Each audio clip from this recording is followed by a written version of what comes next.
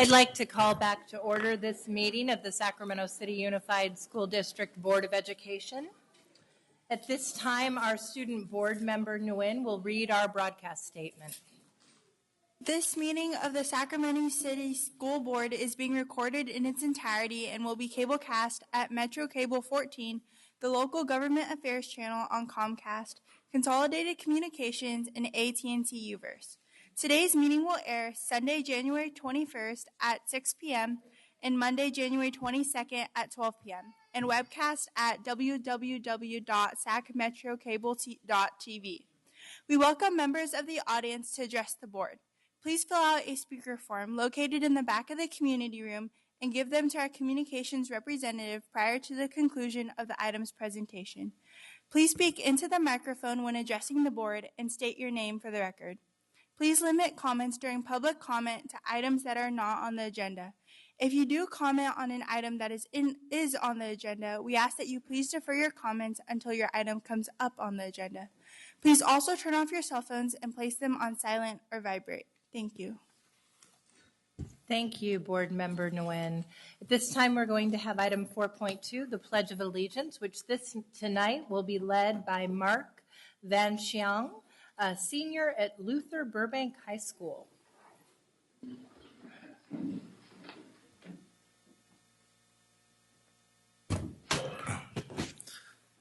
I pledge allegiance to the flag of the United States of America and to the republic for which it stands, one nation, under God, indivisible, for liberty and justice for all. Thank you. Thank you. If you can please return to the podium, we're going to get to present a certificate to you. Board Member Vang. So, Komong Mark Vachesong will be graduating from Luther Burbank School this summer, June 2018. Congratulations. Mark is an incredible student athlete. Mark has competed nationally and internationally in the Olympic-style powerlifting for the past 8 years, all while maintaining a 3.5 GPA in his IB courses. In his last international competition as a member of Team USA at the Pan American Games, he placed third. Faculty and his peers describe him as one of the most nicest people you'll ever meet. After graduation, Mark plans to attend a private 4-year university where he can continue to pursue his love of learning alongside his love of Olympic-style powerlifting. The Board of Education is proud to recognize Mark Vachesong as the stellar student. Thank you. Congratulations, Mark.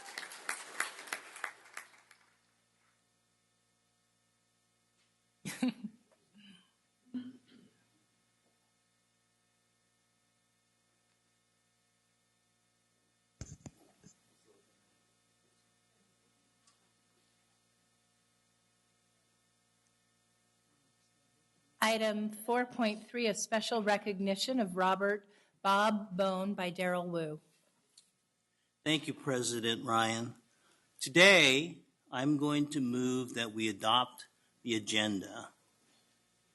In the name of a longtime Sac City Unified veteran, he was not only educated through the Sacramento City Unified system, he served our Sacramento City Unified system for so many years as principal and teacher, or first teacher and then principal.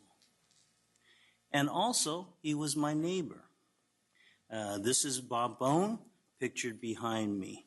But before moving to adopt the agenda, I would like to ask his daughter and the family to come up to the podium and say a couple words. Thank you to Mrs. Bone. And now I move...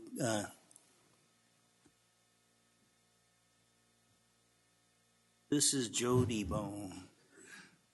Good evening, Jody. Good evening. Good evening. Thank you, school board members, President Ryan, Superintendent Aguilar, for providing me and my family the opportunity to share with you a tribute to my father, an educator and leader who inspired and supported so many people in our community. My dad, Robert Bone, attended Theodore Judah Elementary School, Kit Carson Junior High School, Sacramento High School, class of 1946, and the University of California at Berkeley, class of 1950. He completed the teaching credential program at Sacramento State College, where he met several lifelong friends and colleagues. He began his prolific career in public education in 1954, working for 3 years as a teacher at Pacific and Parkway Elementary Schools. In 1957, Superintendent Fern Bacon appointed him principal of Pacific Elementary School, where he served for 1 year. He continued as the first principal at both Bowling Green and Carolyn Wenzel Elementary Schools with his final assignment at John F. Kennedy High School. He retired from the school district in 1987. My dad loved to state that he virtually lived the history of the Sacramento City Unified School District, devoting 54 years of his life as a student and respected employee. When he began his career at Pacific, the school was part of the Pacific School District. During his tenure there, the school district, along with other small districts in the area, merged into the Sacramento City Unified School District after state law mandated all school districts have at least one high school. Early in his career, my dad's reputation as a problem solver with can-do attitude became well known.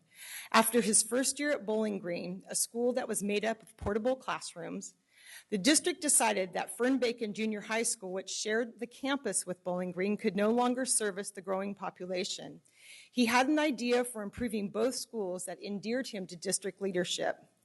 Instead of building 2 new schools, he proposed the district move Bowling Green to the old Fern Bacon site and build a new Fern Bacon Junior High School, saving the district a substantial amount of money. During his tenure at each school, my dad devoted much time to developing extracurricular programs for the students, and he particularly enjoyed supporting student athletes, debate teams, and math clubs. He attended every game, meet, match, concert, and play. He and my mom spent many anniversaries at these events. While at Pacific, my dad and other local principals organized sports leagues for students, often ferrying carloads of kids to and from games in their own cars. At Bowling Green and Carolyn Wenzel, he organized yearly track meets for intermediate students, inviting other schools to participate. At Carolyn Wenzel, in addition to an extensive tutoring program run by parent volunteers, the staff and students operated a radio station, published a newspaper, and put on elaborate operettas with sets constructed by students and parents. He is remembered for spending many hours cleaning the school after these activities, and he took great pride in the cleanliness of his campuses. With each extracurricular activity, my dad expanded the concept of public education, believing that all students, regardless of income, deserved an education complete with an array of activities that stimulated their creativity and interests. When the students in the Washington School neighborhood came to Carolyn Wenzel in the 1970s, he held meetings in the Washington neighborhood, always with interpreters, to ensure a successful integration of their parents and students into the school. My dad was a major proponent of neighborhood schools and believed them to be integral to building communities. In fact, when Ron Morgan left his position as the principal at John F. Kennedy High School, he wanted my dad to serve as his successor due to his strong ties to the community. Despite his desire to stay at Carolyn Wenzel, he was appointed to the position. Whether the tutoring programs, community meetings, or athletic events, he encouraged the development of dynamic communities through collaboration among staff, students, and parents. He took great pride in building and teaching a great teaching staff and served his staff with loyalty. My dad inherited this belief in community and the practice of working where you live from his parents, John and Mabel Bone. My grandmother was part of a neighborhood coalition that successfully advocated for the construction of Theodore Judah Elementary School in the McKinley Park neighborhood. Later in life, my dad and his childhood friends successfully advocated for Theodore Judah's addition to the city's historic registry. My dad had an intellectual curiosity for everything, and he loved to learn about the lives and interests of his colleagues, students, and neighborhood families. His students and local educators still remember him as the legendary Mr. Bone, the principal who drove a yellow sports car and called each student by name. I have been asked countless times by teachers, principals, substitutes, and parents throughout my teaching career in this school district, "Are you related to Mr. Bone?" always with effusive praise and admiration.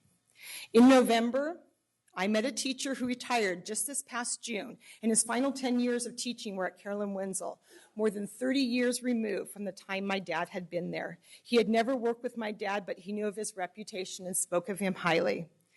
My dad felt privileged to serve children and families throughout his career in public education. It was the joy of his life to help children develop a curiosity, an educational foundation to take them along their way.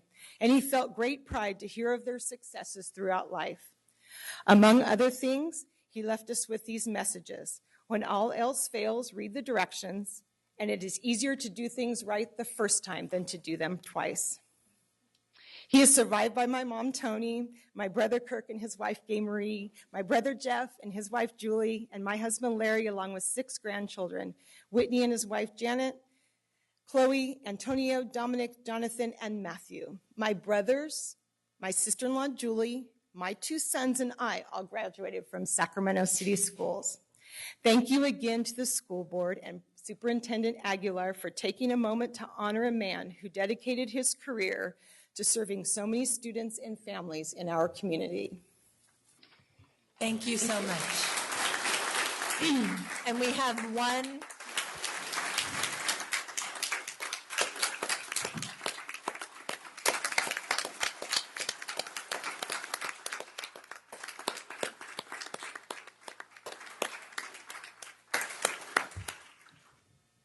Thank you so much for your father's lifetime commitment to Sacramento City Unified School District.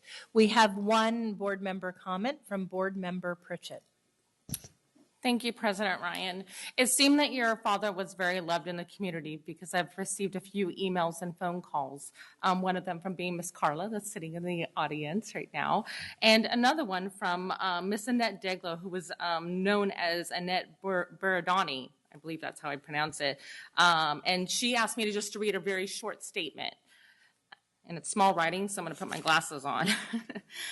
Both Bob and I went to Theater Judah School. Bob, class of 1940, and I, class of 1952. Bob was like my older brother. Together, we created an alumni association for Judah, co-chaired the 50th reunion, and wrote and submitted the nomination papers for Theater Judah School. The school was placed on the City of Sacramento's Register of Historic Places, the California Register of Historic Resources, and the National Register of Historic Places in 1997. Theater Judah was a public works administration construction project under President D. Franklin Roosevelt's New Deal. She asked that I please acknowledge that Bob did all the research. He was truly a history buff. Bob was especially proud of the product of Theater Judah Elementary School and the fact that the school was named after Theater Judah. According to Bob, Theater Judah was possibly the only honest pioneer associated with the Transcontinental Railroad. Thank you, Annette. And thank you for coming here, and thank you for your father's service. Thank you again, and thank you, Board Member Pritchett. We're going to item 5.0, announcement of action taken in closed session. No, Madam President. Item 6.0, agenda adoption. Do we have a motion? I'd like to move the adoption of the agenda in the name of Robert Bone. Wonderful. All those second. All those in favor? Aye. Any opposed? Motion carries.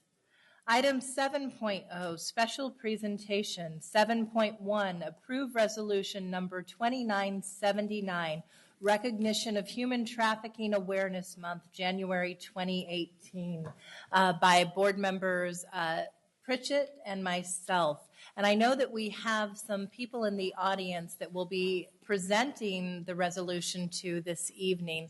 I have to tell you, this is something that is near and dear to Board Member Pritchett's heart as well as mine, and we have been fortunate to work with Board Member Minnick, who has been a tremendous ally in these efforts to prevent human trafficking. We know that in many ways, Sacramento has suffered as a hub of sexual exploitation and human trafficking, and that it is unacceptable and the ripple effects are far lasting. In recognition of Human Trafficking Month and the efforts, the proactive efforts that our wonderful staff and community partners are taking across the district and beyond, we have the opportunity to present a resolution tonight.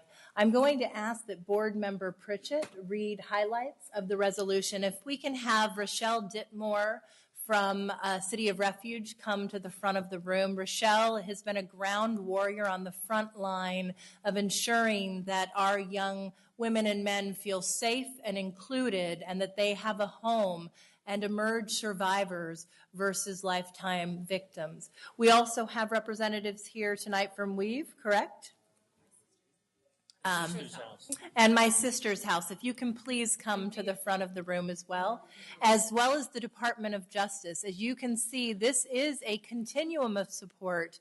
We would not be able to combat this epidemic without the help of community members, our partners at the city and county level, and tireless advocates in Sacramento, as well as the Sacramento City Unified School District staff.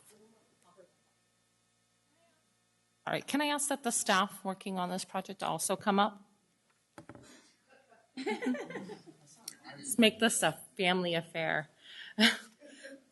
This is a very long resolution with much needed words in it, but due to time, I'll read a few key points off of it. Resolution number 2979, Recognition of Human Trafficking Awareness Month, January 2018. Whereas the California Child Welfare reports that the fast-growing criminal industry of commercial sexual exploitation affects 100,000 to 300,000 children a year nationally, with 11 to 14 being the most common ages coerced into the industry. But human trafficking specialists in the Sacramento area have estimated ages even younger. Whereas the commercial sexual exploitation of children, CSEC, is a form of the human trafficking and child abuse, where the child is treated as a commercial sexual object involving the exchange of sexual activity for money or something of value. Whereas since 2009, the district has taken a leadership role in the development of bodies of work that help combat and prevent the commercial, I lost my place here, of the human trafficking, sorry. Whereas the district is a party to the Sacramento County Sexually Exploited Children, CSEC program, Interagency Protocol Memorandum of Understanding, MOU, currently being drafted, whereas the parties of the MOU will form a CSEC steering committee to provide ongoing oversight and support to ensure that the county agencies and partners effectively collaborate to better identify, to serve victims and commercial sexual exploitation and children at risk of being exploited. Resolved that the proposed implementation plan, including budget and timeline, will be prepared for review and approval within 60 days of adoption of the superintendent's fiscal 2018-19 budget, subject to the availability of resources and the district's LCAP investment priorities, and will identify opportunities to repurpose funds, leverage funds, and seek new revenue. Thank you. We would love to hear a few words from a representative from each of your organizations. And I have to tell you once again that we are so grateful for the life-changing work you're doing. We know that it is often emotionally draining, but it is so vital to the young people that you continue to believe in, day out. Can I speak real quick? Thank you. I just wanted to thank you all for joining us today, and I look forward to hearing from each of you. This is, we need to combat this issue, and it breaks my heart that we have this issue at all, but it's, we do, and it's real, right? And we see it every day, and it's an issue of, it's not an issue of if it will happen, it's an issue of when it will happen. I'm very happy of the work that Shine has done in our schools and creating a sisterhood and bringing awareness. This has developed a safe place for our students to talk about real issues. I would like to see every one of our schools have this program eventually. For those who don't know what human trafficking is a form of modern-day slavery. Victims of this crime are forced and coerced for the purpose of commercial sex and forced labor. Our city is becoming a hub of human trafficking, and it is our job to protect our children. Human trafficking is not what most people think it is. Young children are being recruited into this crime. Every one of us plays a role in combating human trafficking. Knowing the signs is the first step. You can find much information about the signs and how we can help on the California Attorney General's website. If you are a victim of human trafficking or suspect that you of a friend or somebody that you know is a victim of human trafficking, you can call the hotline at, and I'm going to just say the number real quick, 888-373-7888. Or you can also text the word help or the word info to Be Free, BEFREE. You can even make an anonymous tip if you suspect something. Lastly, I just want to make a request to our superintendent. I'd like to request that we have an extensive audit of all of our sports program coaches and visitors that visit our schools and make sure that anybody that has access to our students is being fingerprinted and has an extensive background check. I will put in a formal request to the executive board, and I expect that information be shared with the entire board at a later date. Thank you, Board Member Pritchett. We have one more comment from Board Member Wu, and then we'll take comment from our organizations. Thank you, Madam President. It's just merely a procedural matter, so I'm going to move the adoption of resolution number 2979 before the speakers speak. Thank you, Board Member Wu. We have a second. We have Christina, Board Member Christina Pritchett with a second. So on behalf of WEAVE, I'd just like to say thank you for your commitment to protecting and serving some of our most vulnerable youth in our community. Thank you so much.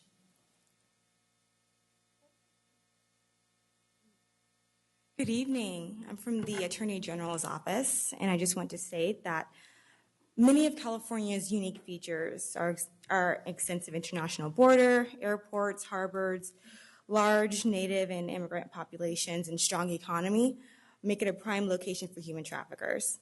To many children, becoming victims of sex trafficking, too many children become victims of human trafficking before they're even in high school. And California's 6.2 million public school children are at risk. The Attorney General's office took note of this issue and has taken the lead on protecting California children. Our office has prosecuted many cases against human traffickers on behalf of the people. But the Attorney General recognized that one of the best ways to protect kids is in the classroom. Because of this, the Attorney General supports AB 1227, which requires counties to implement comprehensive prevention education and training procedures designed to protect Californian youth from falling victim to human trafficking. This district is ahead of the curve. By already implementing the requirements of AB 1227, this district is showing its commitment to ending exploitation of Sacramento's children. This resolution will ensure that students learn how to avoid becoming victims of exploitation and help them understand the problem of human exploitation and learn ways to address the problem. This resolution will ensure that school staff are trained to identify children that have been or may be at risk of being exploited and how to proceed when potential victims are identified. This resolution will prove to the victims and the traffickers that this school district supports these exploited students and that the days of hiding in plain sight are over. Thank you so much. Rochelle Ditmore from City of Refuge. Thank you, school board and superintendent. I'd like to start off by saying that it truly takes a village. It really does. When I look in this corner over here, I think of Dr. Stacy Alt, who has done incredible work in our district for the past 7 years and championed SECT meetings, bringing collaborative partners together to address this issue in the street teams, and our friends from Weave and my sister's house. My husband and I have been in Oak Park for 18 years, and when human trafficking really began to come to the scene, we ended up opening up a small little housing program, a 2-bedroom, 1-bath, and it was because little girls that I knew in my neighborhood since 1999 had reached the age of 18. One of the knocks at the door, it was a 13-year-old girl in the rain that rang our doorbell that said, "These are those church people I told you about. I told you they'd open their door." And she was being trafficked. And you hear those stories and you have to respond. And so I think that we all respond in the way that we've been gifted and uniquely designed. And I want to thank you for giving us the opportunity to respond through Shine. We have a 6-week program that you've graciously partnered with us with, where we have the opportunity to teach these young girls that they have strength, that they have purpose, and they have worth. Many of them, they never hear these things. That second week when we talk about worth and all age appropriate from an elementary to high school level, when we ask them, how many of you have an uncle or a cousin who you know he sells women, sisters, for their bodies, or if you have a cousin who has given their body in exchange for money, and you see little girls just raise their hand all over the cafeteria. Last year, one of our principals, she thanked us so much for being there because there was a 6th grader who had recruited a 4th grader for an exchange in the neighborhood. Thankfully, this was an insightful principal who was able to catch it before it occurred, was able to address it. We had another, I think about the incident, Kaylee, that I called you about last year. We had an incident where one of our volunteers recognized an 11-year-old on Stockton Boulevard, and we were able to get our detectives through Sheriff's Department to respond, and through partnerships and collaborations. And so it takes many eyes and many ears, and we get to do it through confetti. If you ever get a chance to come and see Shine, it's absolutely beautiful and engaging and honoring to girls in a way that they get pulled in and drawn in, and then they get to hear a powerful message that says, yes, you are seen, you are heard, you have a voice that will say yes, and you have a voice that will learn to say no, so that we can continue those pathways to opportunity, to college, to success. But thank you for the opportunity to intersect, and we hope that we continue to have the opportunities to work with the school district in the days and years to come. Thank you so much, Rochelle. And now we're going to hear from Nilda Valmores from My Sister's House. Thank you. And I know if I don't speak, my former board president, Daryl Wu, will be mad at me. So I think about 5 years ago, we started doing a Healthy Hoops game at Kennedy High School. And I remember at our first time, one of the kids said to our staff members that they knew of kids that were nearby the school recruiting students back then. Earlier this week, we had 500 people attend our Sac State Conference on Human Trafficking. So there's a demand for solving this problem. There certainly is, unfortunately, a demand still for recruiting young women and young men, and that demand involves all students of all ethnicities and all languages. So My Sister's House appreciates being part of the solution, appreciates working with you, the school district, as being part of the solution too. So thank you for your support. Thank you so much for your leadership. And finally, we have a representative from our staff.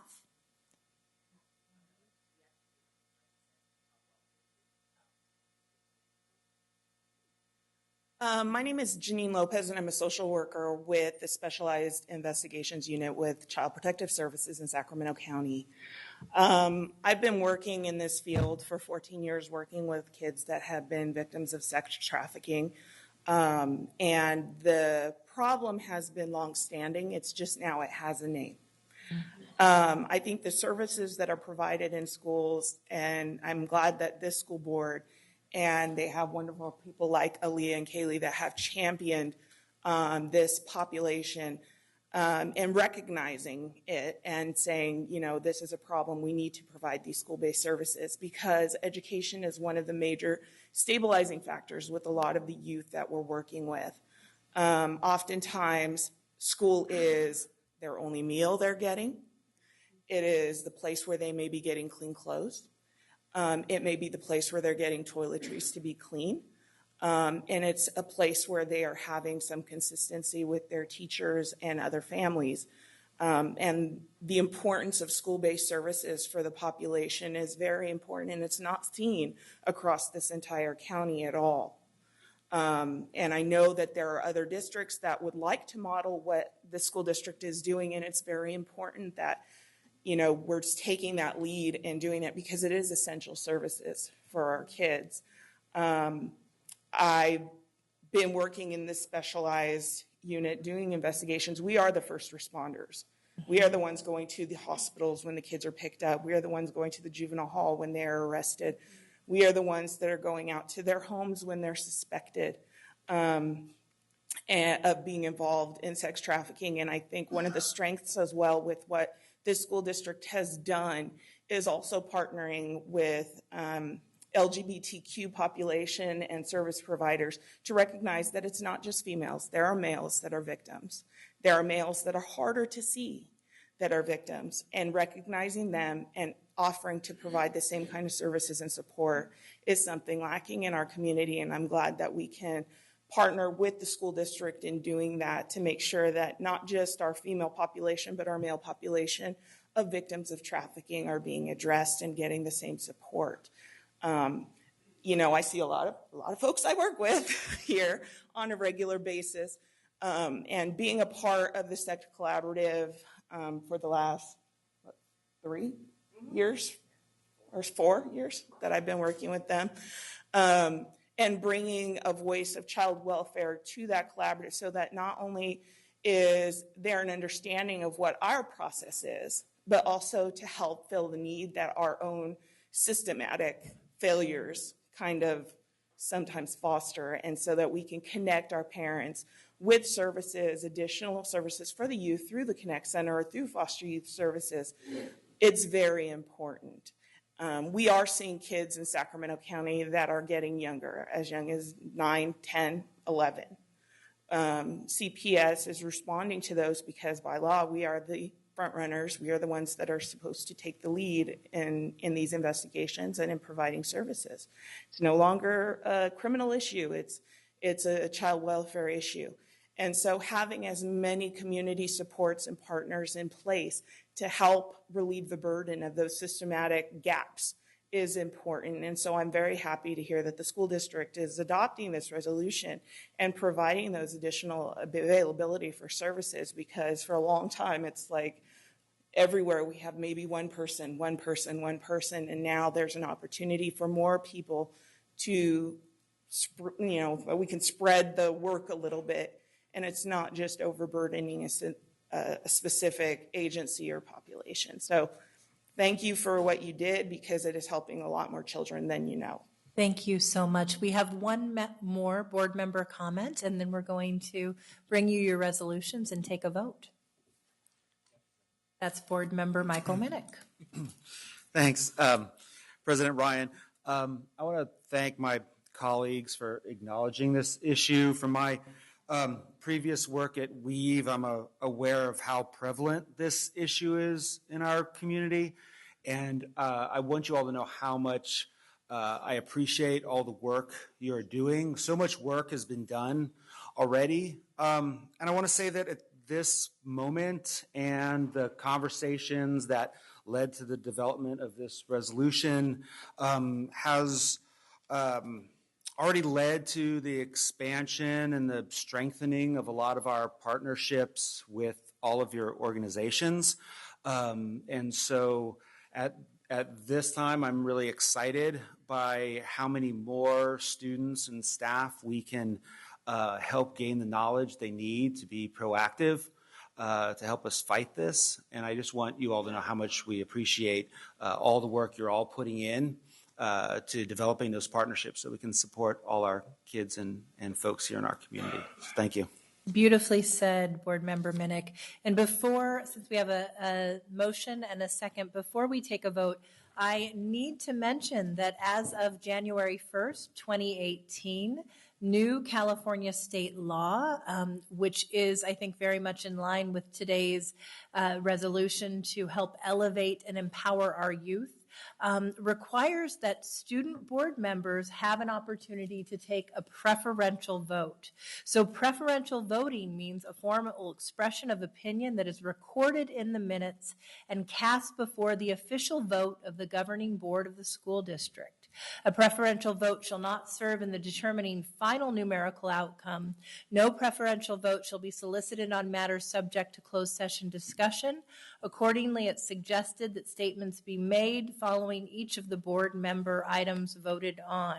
So we will be calling for Board Member Nguyen to cast her preferential vote. I think it's fitting that you exercise the power of youth voice on this incredible resolution to empower, uplift, and ensure that we're serving youth in Sacramento and beyond. So with that, Board Member Nguyen, what is your preferential vote? Yes. Okay, wonderful. All those in favor? Aye. Any opposed? Hearing none, the motion carries.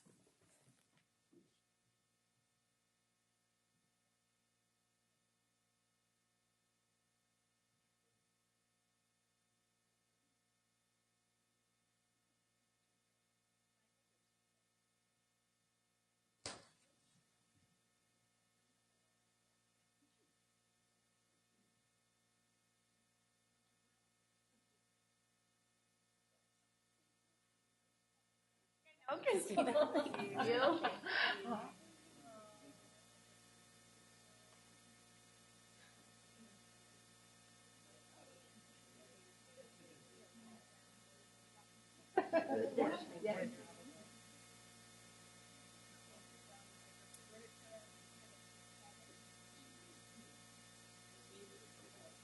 Shan, like your microphone, right?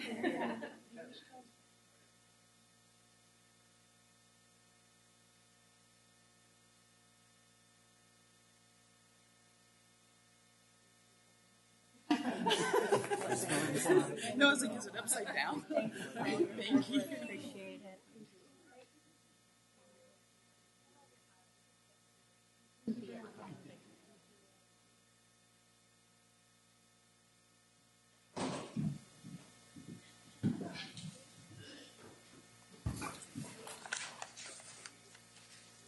Moving on to item 7.2, approve resolution 2980, expanding the safe haven efforts.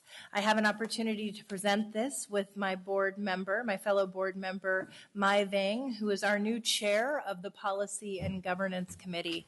I have to say, when we embarked on this journey and then later became recognized as a statewide model for our Safe Haven School District's efforts last year, we could not have anticipated the state of the country.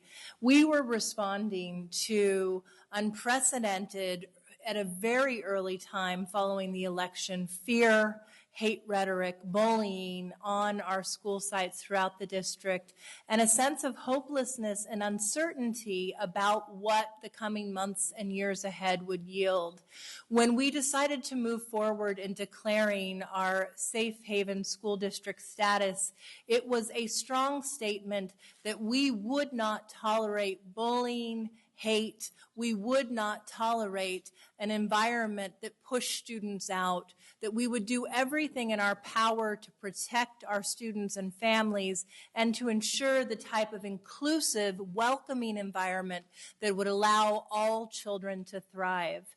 Flash forward a little more than a year, and we continue to see unprecedented, at a national level, racism, hate rhetoric, intolerance, and unfortunately, what for us is absolutely unconscionable, policy and action that really divides our country rather than recognizes the contributions of our immigrant population.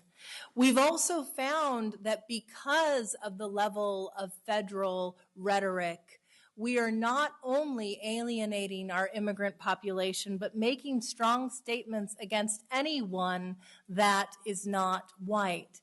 And I have to tell you recently, the statements that were made that have once again made our Black and brown students and families feel disenfranchised are absolutely unacceptable.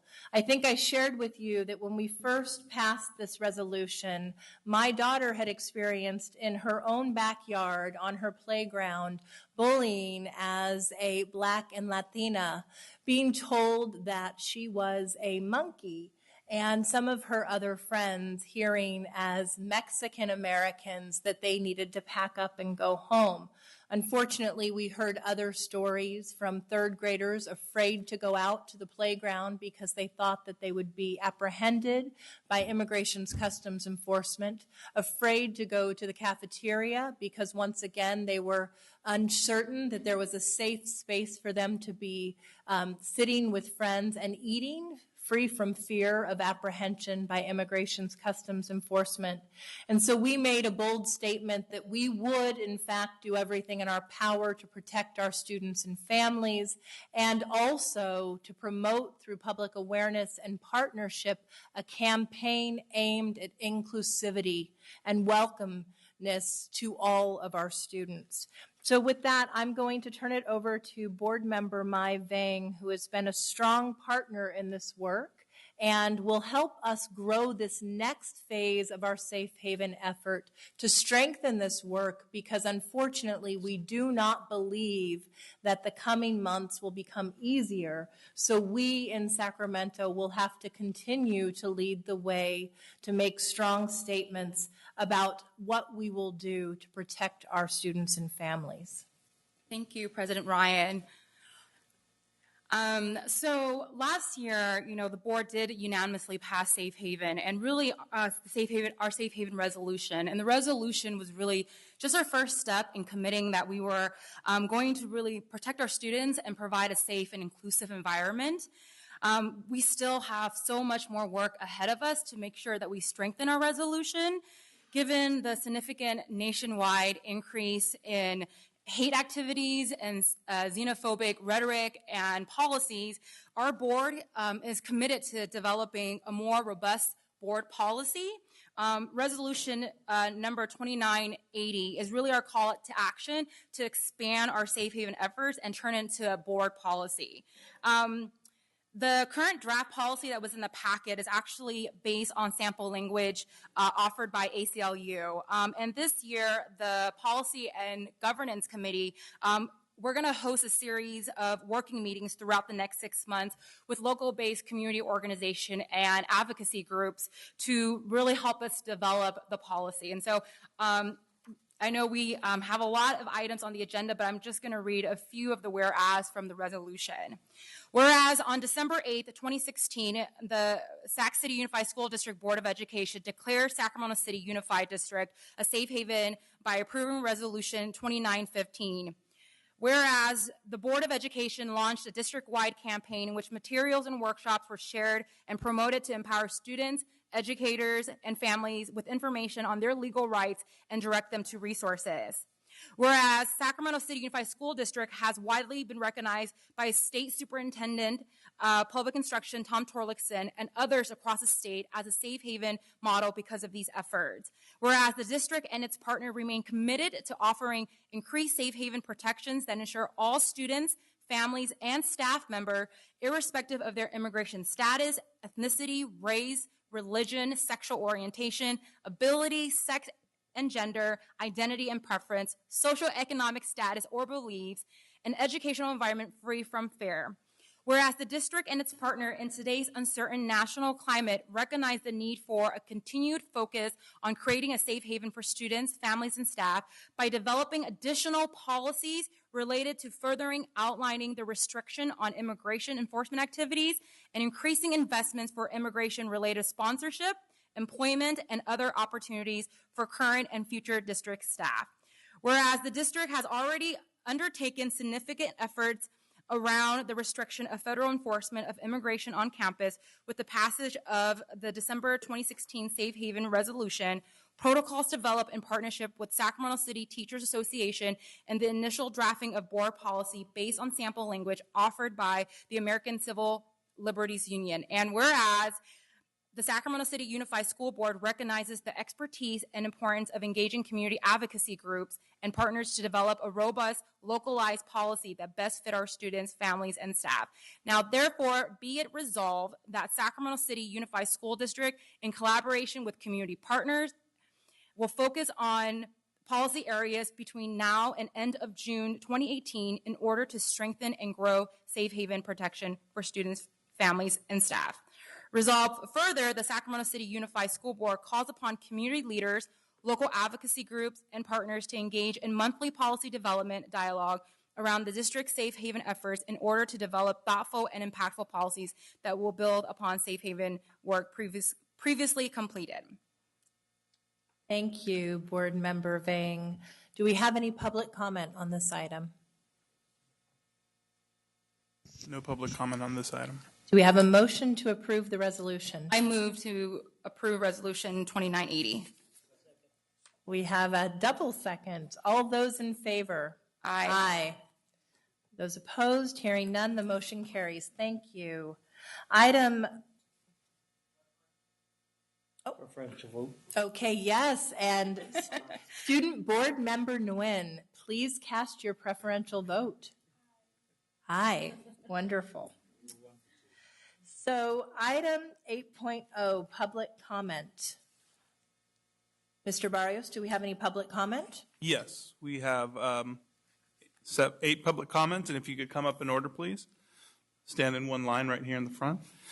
Peter Lambert from McClatchy High School, followed by Peter Lambert, McClatchy High School, followed by Carolyn Cabillas, followed by Mackenzie Cross, Danilo Campos, Janine Lopez, Ian Arnold, and Liz, oh, I'm sorry, I take that back. Let's just have Peter Lambert come up and then we'll figure out the rest. Some items out of order. We have Mr. Lambert first.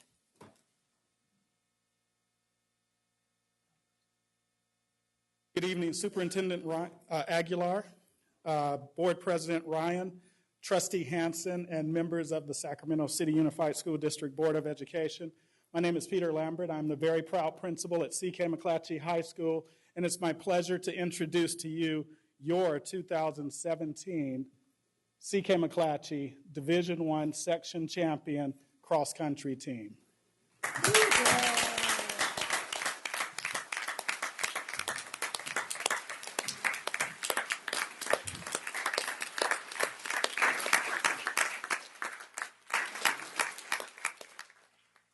I'm going to let our coach, Julie Watkins, come up and say a few words in regards to this incredible honor that our cross-country team has won. But also, I would just like to simply say thank you to our Board of Education and especially to Trustee Hanson for providing the track facility that we are so proud of that has helped to make this occur. So thank you very much. We're looking forward to having many more championship teams in the future. Hello. First, I would like to say also thank you for our track facilities. So it's wonderful that even when it's raining out, we can run on our track now. So we've gotten some more good workouts in. So thank you for that. Really, I've had the best group of kids you could ever ask for. So I'm very, very proud of them. They've worked very, very hard. And they're the first section champions we've had since 1959. So, so thank you.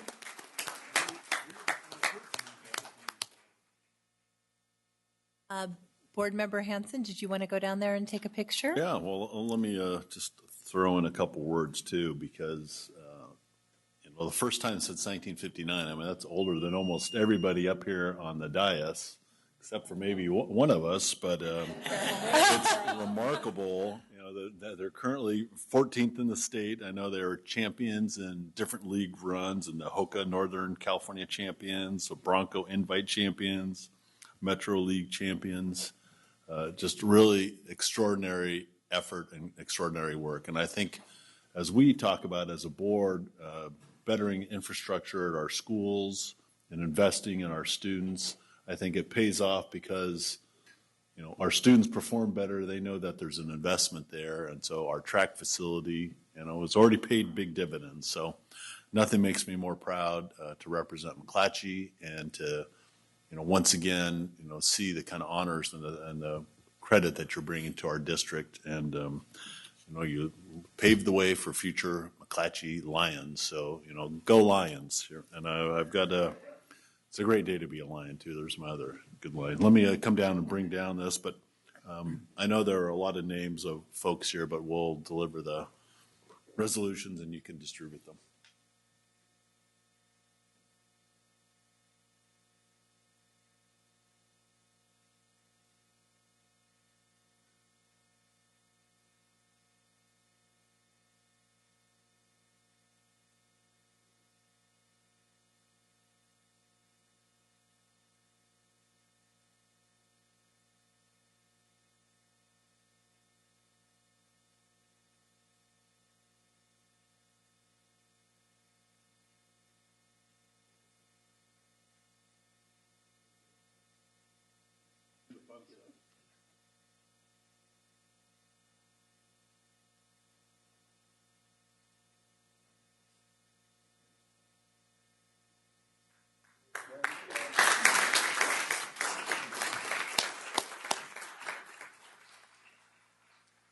You.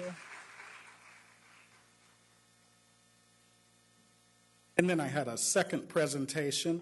And again, good evening. And I would again like to thank the board, Superintendent, Trustee Hansen, for your work with regards to the renovation of our auditorium facility.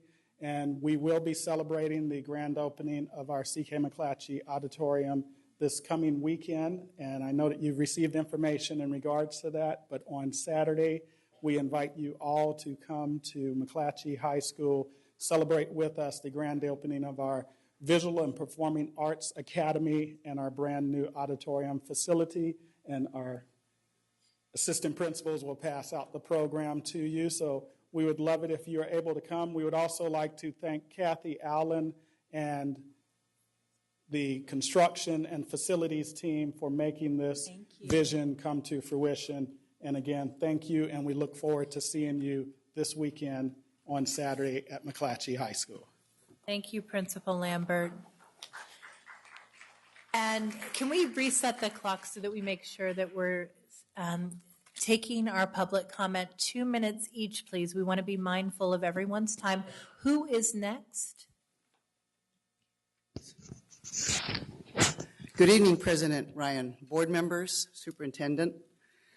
My name is Caroline Cabillas, and I'm the co-chair of the 18th Annual Cesar Chavez Youth Leadership Conference to be held on March the 10th in partnership with and at the UC Davis campus.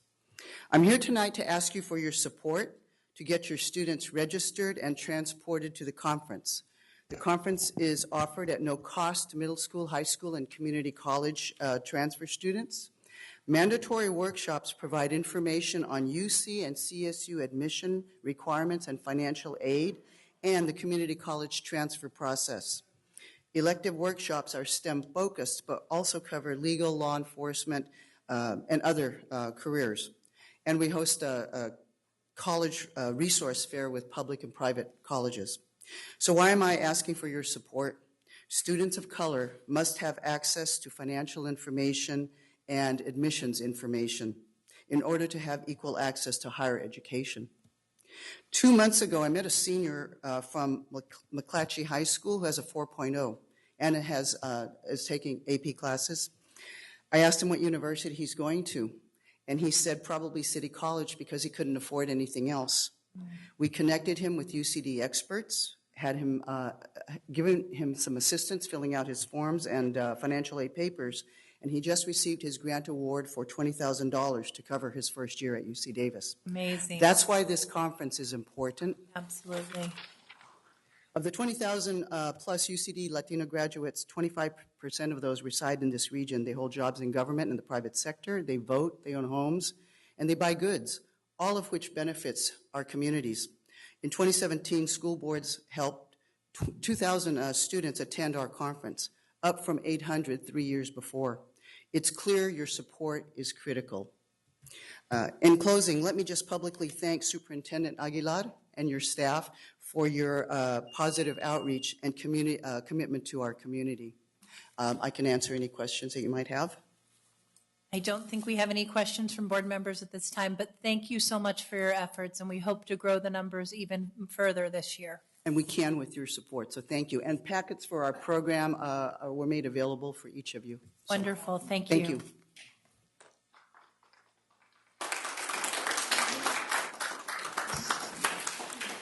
Mackenzie Cross.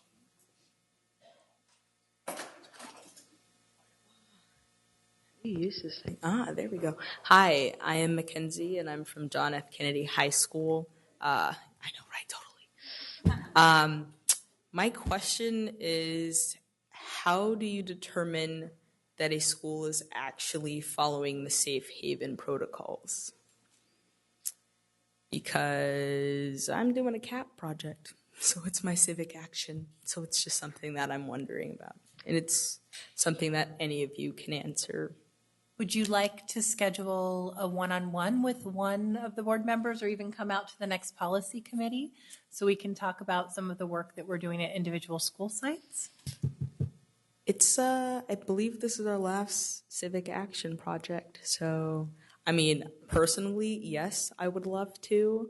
So, yeah, I could do that. So I'm happy to have Superintendent Aguilar jump in if he wants to respond in any way. So one thing we did do after passing the resolution to help educate our principals and our teachers across the district was create a pledge that really talked about the safe provisions that we were trying to entail in each of our school sites. Those pledge cards, more than 50,000 of them, were distributed at all of our schools, in addition to safe haven signage to let students and families know as they enter a school site every day that this is in fact a declared safe space. In addition to that, as Board Member Vang said, we worked with our teachers union partners to develop protocols around what to do if in fact you find yourself in the space where you are being approached by Immigration's Customs Enforcement. But I think beyond that, what we have found is that to grow the work sufficiently, to provide the types of supports that really are more than the statement of the policy safety that we hope to create and the awareness campaign, we are going to have a phase 2 of this work, which is why we introduced the resolution today, because we need to work with youth, educators, and school sites to figure out how we continue to empower parents and students to feel ownership over the safety, inclusivity, and welcoming environment that they need every day to really empower them to come to school. All right. Board Member Vang, did you have anything?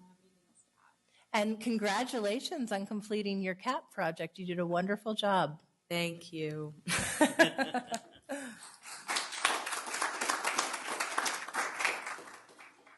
Danilo Campos.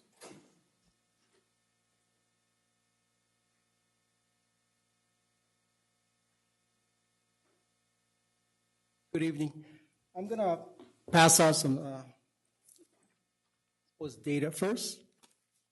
My name is Danilo Campos. I'm the librarian at John F. Kennedy High School. I've been employed for the district. This is my 11th year now. I've been at John F. Kennedy for it's going my 5th year, but previous to that, I was in several middle schools, including Fernbacon, Wood, and Rosa Parks. And I guess my topic today is essentially a snapshot of John F. Kennedy High School and what I do to fund my library. And I'd like to actually come over and essentially give some, a snapshot.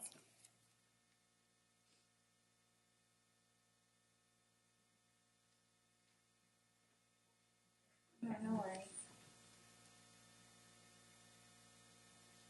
I ran the records using Destiny today, which essentially give me basically a broad view of what I have in the library right now. And I've sort of highlighted certain things that I'd like to bring to your attention. As you know, it is 2018 right now, but if you look at some of the things I've circled, the average age of the collection in the library is 1993. We have about, I guess the school has about 19,473, I would say collection. That includes books, CDs, but for the most part, most of those are actually essentially books. I want to bring your attention to the part where I've highlighted, because this is essentially the three-topic area, which I think is very important, because those three topic areas are areas wherein there's a lot of innovation that goes on and things need to be updated. So, for example, if you look at the Dewey classification, the first part is essentially books that has to do with computers, computer sciences, and the average age is 1998. And obviously, and that's even before. So basically, some of those books that we have right now is probably not even going to cover anything about cell phones or anything, or the new technologies that's coming up. And on the second part is the 500 section, which is essentially the science section. A couple of years ago, I've had to essentially take out about a dozen books that had to do with Pluto, obviously not being a planet anymore. But the average age of the books in the science collection is 1995. And of course, the sad part is the literature, which is the average age of the books in my collection at John F. Kennedy is 1981. And essentially, if you look at the figure right here, 73% of the books in my collection are essentially have been aged out. And I only have 4% of the books in my collection that's 2011 or above. So that's the figure right there. Thank you so much. Can you please wrap up your comments? Sure. We've exhausted the And time. essentially, how I fund, I've never received any sort of funding. So basically, how I fund my library is actually spending my own money. I spend about roughly $300 a year to essentially buy books. I do that by essentially just going to hitting the thrift shop sometimes, and essentially going to maybe the Sacramento Public Library and using Amazon account. And essentially what I'd like to do is when I talk to other librarians, depending on the needs of the principals, some libraries in the district, high school, are getting more than others. And what I would like to do is essentially have sort of like a baseline, because like I said, maybe provide maybe $1,000 a month, just strictly going to the library, and because right now I don't have any budget that I can go. So, Mr. Campos, what I'm hearing you say is you need additional resources to be able to Right, fund the library. update. Did I hear you correctly that you said you're spending $300,000? No, $300. $300. Okay, it came out Yes, wrong. yes, Okay, sorry about that. $300 a year Right. in supplementing. Yeah, this is your my library. personal money. Of your personal Right, money. right. Thank you so much for your commitment, and I appreciate you bringing these statistics before us today. All right, thank you. Michael Casper.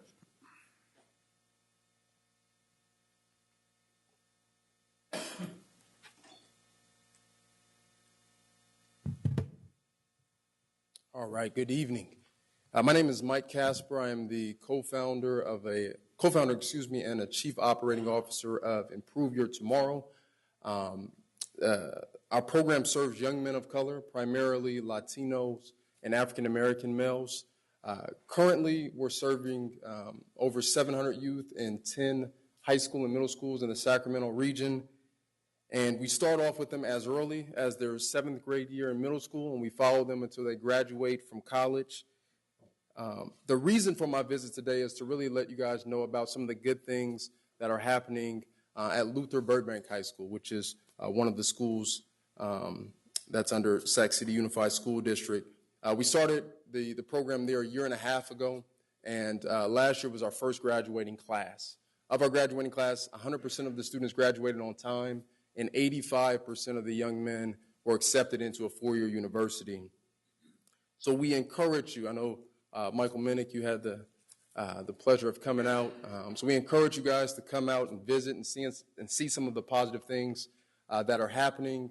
Also check out our website to see the services that we're providing the young men. But one thing I can say for sure, now that we have 90 students at Luther Burbank between the 9th and 12th grade, we're seeing a change in culture, right? We're seeing young men that have counted themselves out in the past and said that I can't go to college, now say I can go to college. Young men that said, I won't go to college, now saying I will go to college. And it's an exciting thing, right? So thank you for your time. Thank you for your partnership, and we look forward to doing more of it. So thank you. Thank you so much. And Joel Garcia?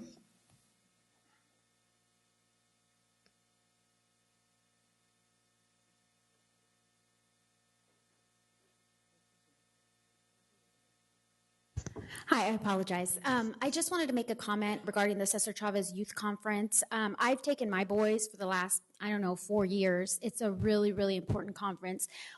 I'm so glad she came and spoke to you because it's the first that I've heard someone speak to board members about it. But it's free. They provide a bunch of different workshops with employers there. They do the college readiness and, college financial aid stuff. There's free food, there's cultural events, and really it's diverse. So even though it seems like it's just for Latino kids, it's diverse. One of the things that I wanted to bring up, because she talked about support, is all the years that I went there, I have not seen a Sac City Unified bus being there. I've seen many, many districts, several districts, bus their children in. And so when someone asked the question about support, if we can provide one bus at least for our students to maybe meet at Cerna Center to, meet at one central location to go to UC Davis, that would be helpful because for me it was a challenge. And so I think for families that would be helpful for families that don't have that resource. So thank you. Thank you, Ms. Garcia. Do we have any additional public comments? That's the end of public comment. Okay, wonderful. I've also asked just to respond to the man who came out to speak to us regarding library budgets, that we get a better understanding of how our library budgets are determined in Sac City Unified. So thank you so much for your advocacy tonight. Moving on to item 9.0, board workshop, strategic plan, and other initiatives. 9.1, the Sacramento City Unified School District's improvement and accountability indicators, the integration of the California School Dashboard and the SCUSD Performance and Targeted Action Index. That is a mouthful. Thank you, Mr. Harris, Dr. Taylor, and Kathy Morrison. Good evening, Board President Ryan, board members, and Superintendent Aguilar. It's my pleasure this evening, along with Kathy Morrison and Dr. Iris Taylor, to walk you through the California Dashboard, and equally important, share how we're using the dashboard framework to actually integrate it within our equity, access, and social justice guiding principle. So all of our work in the district really grounds itself around the core value of the district. And so the dashboard actually, as a state of California artifact, actually supports that conversation in that it's another tool.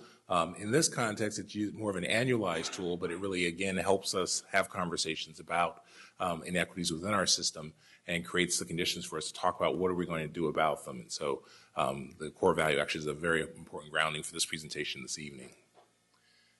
One of the ways that we're looking to approach the work is, again, implementing the equity, access, and social justice guiding principle. And in the context of this evening, really focusing on all students. The California Dashboard focuses on disaggregation of data. As you've seen within our district internal reporting, we actually are very focused on disaggregation of data as well, recognizing the importance of all means all. And so this definition, again, continues to provide a framework for us to talk about how we're going to use the data of the California School Dashboard.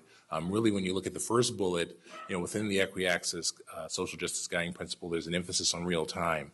The California Dashboard is different in the context in which it's more of an annualized tool, but you'll see this evening as we integrate the principles of the California Dashboard within our own work within Sacramento City Unified, we actually have found places where we can take the foundation of the California School Dashboard and really infuse an equity, access, and social justice thinking in terms of looking at data in more meaningful increments.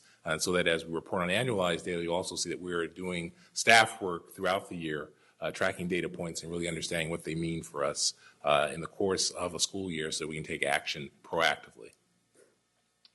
So in a broad sense, the California Dashboard really breaks into three major strategic areas. One, it's a multiple measure system, so certainly provides a frame of the work of the district, not just in terms of academics, but includes chronic absenteeism and suspension. Focus on equity, which really underscores the notion of looking at all students and looking at the results across significant major student groups. And then finally, it really provides a framework for us to think about how are we going to take action within our local context. And so with that, I'll turn it now to Kathy Morrison to take you through the operational view of the California School Dashboard.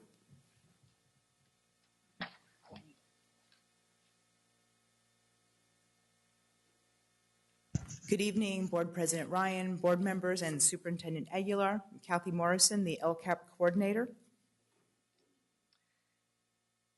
As you know, the theme behind the state accountability system is continuous improvement. That's been another discussion that we've had in the past 3 years. So within this system of improvement, there are 3 levels of support. You might compare it to the response to intervention or RTI model. Level 1 is the type of districts that type of support that all districts in California will receive.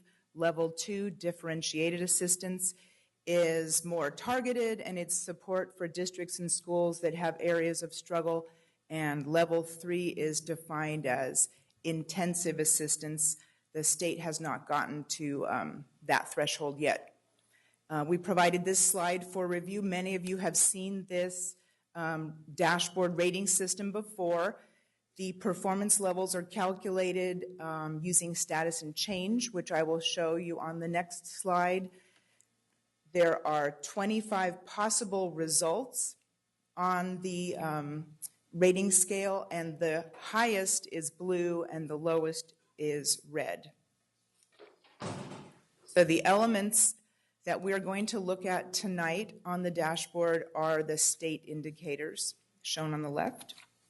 And we wanted to provide for your reference a table with the data sources for state indicators.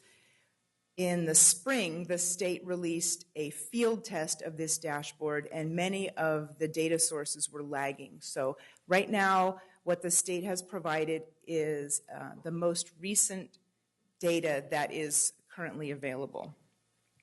So this is a view of that 5x5 colored table that I was talking about that is used for the performance rating. And the left axis is a status, and the y-axis across the top is change. So the shift here in looking at accountability is that a school with a very high level of status but showing a decline from year to year might receive an orange rating, whereas a school with a medium performance but an increase, so moving in the positive direction, moves to a green. So the state really wants to reward schools and districts for growth, which is new. So some of the new features of the dashboard are that we are for the first time seeing a report on foster youth and homeless student data. Chronic absenteeism and a college career indicator are also reported for the first time, and status only on that, which you'll see later in the presentation. I also like to think that as complicated as the dashboard is, they did make some user-friendly adaptations. So from the landing page of any school district, you can click and pull down a table of all district schools at once. The 5x5 grid, which is that color table I just showed you, there is one for each indicator, which will show you placement of student groups, or at a district level shows you placement of schools. And as we discussed in November, the local indicator ratings are now online. So the reason we talked about the system of support is that our district has been identified for level 2 differentiated technical assistance. And this is set forth by criteria looking at the red performance rating of certain student groups in 2 or more state priorities. So you see before you our students with disabilities have been identified for 3 areas: African American students, foster youth, and homeless. And I did want to make a point that of the districts across our state, about 2/3 of districts have been identified for technical assistance for students with disabilities. So at this time, We don't have full details on what level 2 differentiated assistance will look like. The theme that we have heard over and over again is that it is not done to a district, but it's done with a district. And the focus is on building local capacity to sustain the improvement and to effectively address disparities. The LCAP process and the dashboard are intended to help districts prioritize actions and services, address disparities, and engage with stakeholders to ensure that local priorities are reflected. Kathy, before you go on, yes, can I ask you what differentiated assistance means? Well, it's being developed by the state, and differentiated means it's an educational term. So differentiated instruction refers to how a teacher might provide more depth and complexity to certain students, more intervention to certain students. So individualized based upon a student's needs. Yes, and so the state has picked up on that educational jargon, and the support that will be given to our district, let's say around students with disabilities, would be different. It would be custom to our district. It would be designed by our district, perhaps. So that's what the level 2 that you were talking about is. The level 2 that you were referring to refers to our district needing differentiated assistance for those categories of students. Yes. And the state just threw the word differentiated in recently. They were just calling it level 2. So I think maybe they wanted to clarify that it would be targeted. Okay. I don't. Board Member Wu, can we hold your questions I just until didn't after know if the staff everybody presentation? understood what that meant, so No, I can't thank you. follow along the explanation of what we're listening to without understanding what the definition of what we're talking about is. I'm Thank sorry. you, Vice President Wu. I do think that that is a good reminder to the extent that we can to avoid educational jargon. I know that I've brought this up with the superintendent and others. If we have board members who are hearing these presentations on a regular basis and are struggling to follow because the language is outside of our regular vernacular, then imagine the parents and community members who are hearing the presentation. Thank you. So we have provided a table that we want to click through fairly quickly, showing the performance levels for each of the state indicators. And so we have started with the academic indicator. This is math by ethnicity. And as we start looking at these tables, I want to point out that the state is providing a breakdown by 13 different student groups. And you'll see that we do not have the breakdown among the different Asian subgroups. That is a goal of our district and a quality that we want to emulate. We have to do additional work getting some data files from the state because each of these indicators is, it's not just a single measure like a graduation rate, but they're complex and they're weighted. So that's the reason why we are just showing the state indicators right now. This is the second part of the math. These are the student groups that are identified through the local control funding formula. This table represents our English language arts by ethnicity. And this table is English language arts by the local control funding formula identified student groups. This table is our suspension rates by ethnicity. And this table is suspension rate by local control funding formula student groups. For this table, I want to give a little context. The English Learner Progress Indicator, again, is what we would call a composite. It's comprised of results of the California English Language Development Test. It includes reclassification and also the progress made by long-term English learners. And so they do not disaggregate this by language or by ethnicity, so we just provided a view of our surrounding districts. For our graduation rate, I have two tables. This is the table for our comprehensive high schools, and please note that the dashboard model removes our alternative schools from the graduation rate calculation, which is why what we're seeing here is higher than what the state has reported.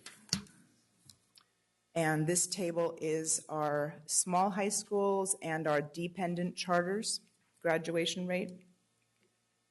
One of the newest indicators is the college and career indicator. Again, it is still in development, and we only are seeing a status this year. There are 3 levels, as you see here: prepared, approaching prepared, and not prepared. And this table shows the complex nature of this college career indicator. Only high school graduates are considered prepared or approaching prepared, and students must additionally meet one other measure in addition to receiving their diploma to be considered prepared. Many different ways to meet the standard. And we have provided here a table of the college career indicator by school. And this is a view of the landing page for the dashboard. I will now turn it back to Mr. Harris. Thanks, Kathy. The next several slides are meant to now show how we're taking the California State Dashboard and basically using it as a way to build a foundation for really driving how we use the equity, access, and social justice guiding principle to look at work in more of a real-time frame. And so we're picking one of the California Dashboard measures, graduation rate, to go deeper on. And so you've already seen, of course, the status versus change framework. And what we really want to emphasize is that as we think about the important outcome measures on the California School Dashboard, what's critically important as well is as we think about equity, access, and social justice, what are the conditions we need to constantly be looking at in order to ensure that our students are able to graduate on time and successfully. And so you'll see here one of the elements that I know we've presented in the past, both within board meetings and board learning sessions. And so within graduation, not only are we looking at graduation rate, but this notion as you look at it going left to right, how many students are on track? And really equally important, how many students are staying on track? And then for those students that need an extra support, who potentially are off track or subject borderline, we're looking specifically at how do we support those students as well. And you'll see the 2 sub-elements, if you will, on the far right, both have that CA. It's meant to show the linkage with the California School Dashboard. This is how we're supporting, the system is supporting students in order to meet those outcomes. And the definition is straight in congruence with the California State Dashboard, because we're taking this measure directly from the California State Dashboard as it relates to graduation rate. And of course, applying the same rubric, if you will, in terms of looking at status versus change. Now, in terms of infusing the equity, access, social justice guiding principle, we're also looking at the measures on the California School Dashboard in the context of, can we make predictions about how those things are tracking through the school year? And so this next slide basically provides a frame for how we're actually taking something like graduation rate and looking at how do we disaggregate it through the school year. And so much as Kathy described, it's with the same complexity of calculation, but the example you have there is kind of our look at that measure through the course of a school year so that we can take action, so that as we think about students who aren't graduating, what can we do in real time, changing conditions in the present, so that when we get to the end of the school year, what the final result isn't a surprise, but becomes an opportunity for us to do, again, more continuous improvement reflection, to think about what are things that we can do in the course of a quarter, in the course of a semester, to change conditions for students.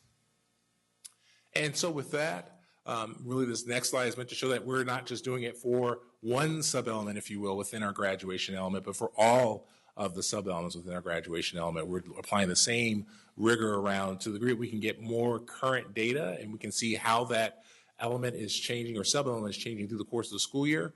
This puts us in a position to directly impact the California School Dashboard. Because again, the California School Dashboard takes a snapshot annually.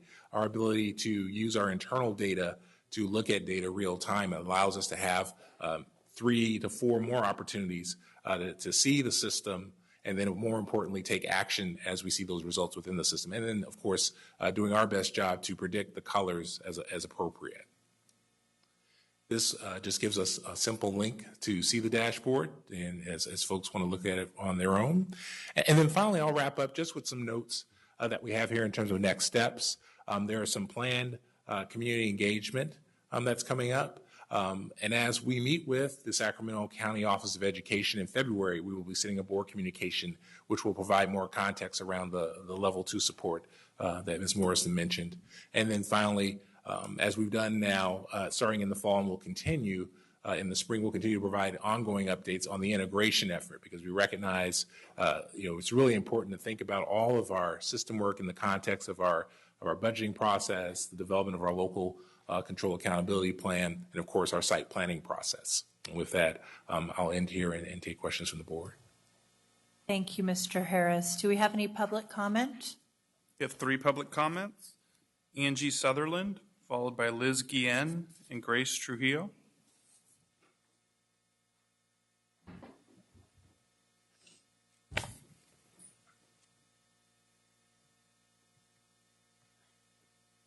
Good evening, everyone. I'm Angie Sutherland, and I'm a parent here in the district. And I attended the California Collaborative for Educational Excellence LCAP module, LCAP dashboard module, I think that's what it was called, workshop.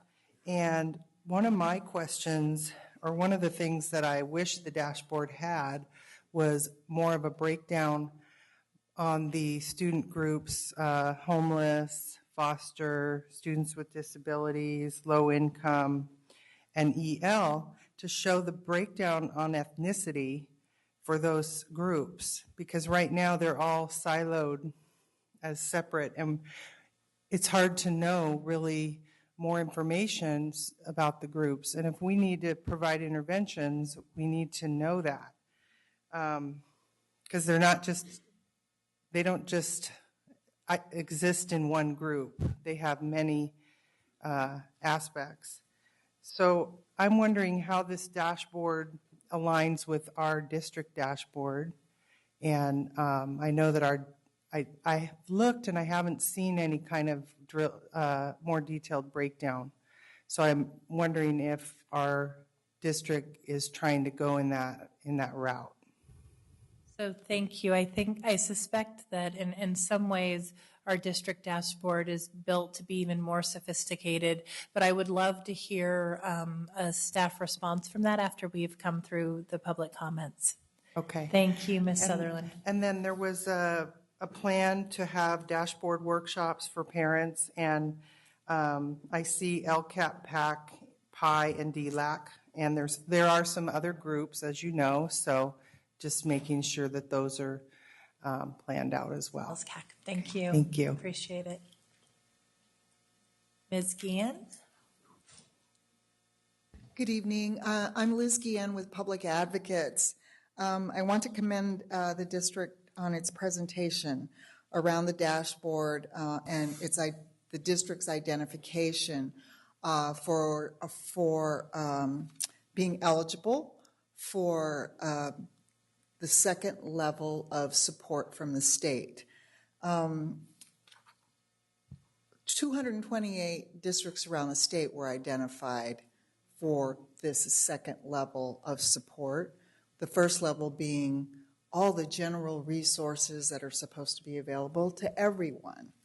I encourage and expect that every single board member will become an expert on the use of this dashboard in connection with the district's own data index. This dashboard has a lot of good information in it, and just because your school or your favored group is not in red or orange doesn't mean the improvement should not be continuous. But the fact that the district has 4 student groups that are identified in more than one state indicator as performing in red or orange means that those student groups really need to be focused on. I also want to support Ms. Sutherland's comment around the needs of students with disabilities. They come from all student groups. There are 13 student groups under the state code. Students with disabilities only identifies one aspect that students in all those other groups might have. And the department is recognizing this, and this was discussed a lot in State Board of Ed today about how the characteristics of students with disabilities really needed to be looked at, not just through the lens of disability, and that issue isn't just the problem of the SELPA or educators focused on disability, but all educators. Thank you. Thank you so much, Ms. Guillen.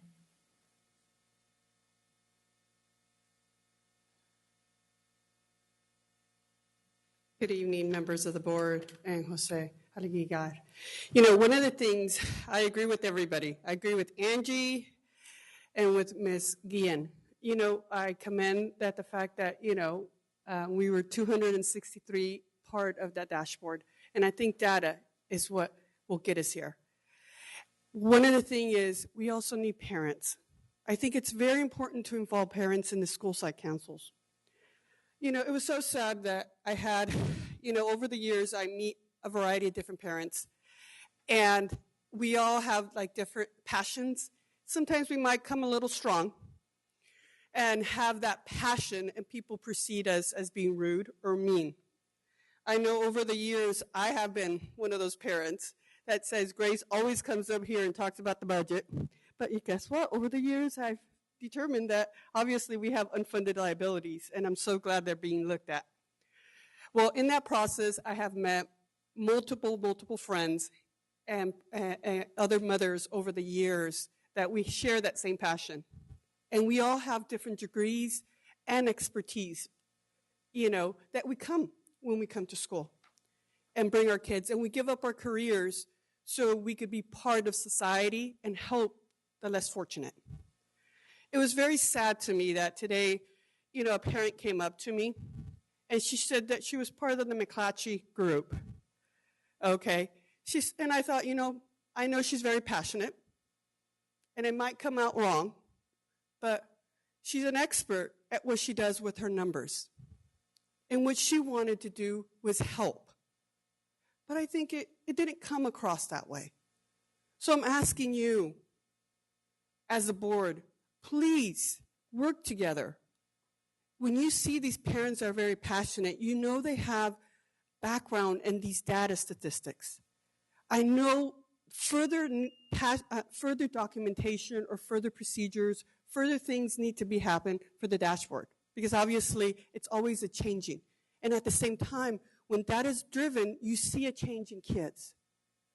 And this friend that I'm talking about is Puni. And I think she had an encounter with the McClatchy, and I think it's good to work together as a team. You know, because we're here together.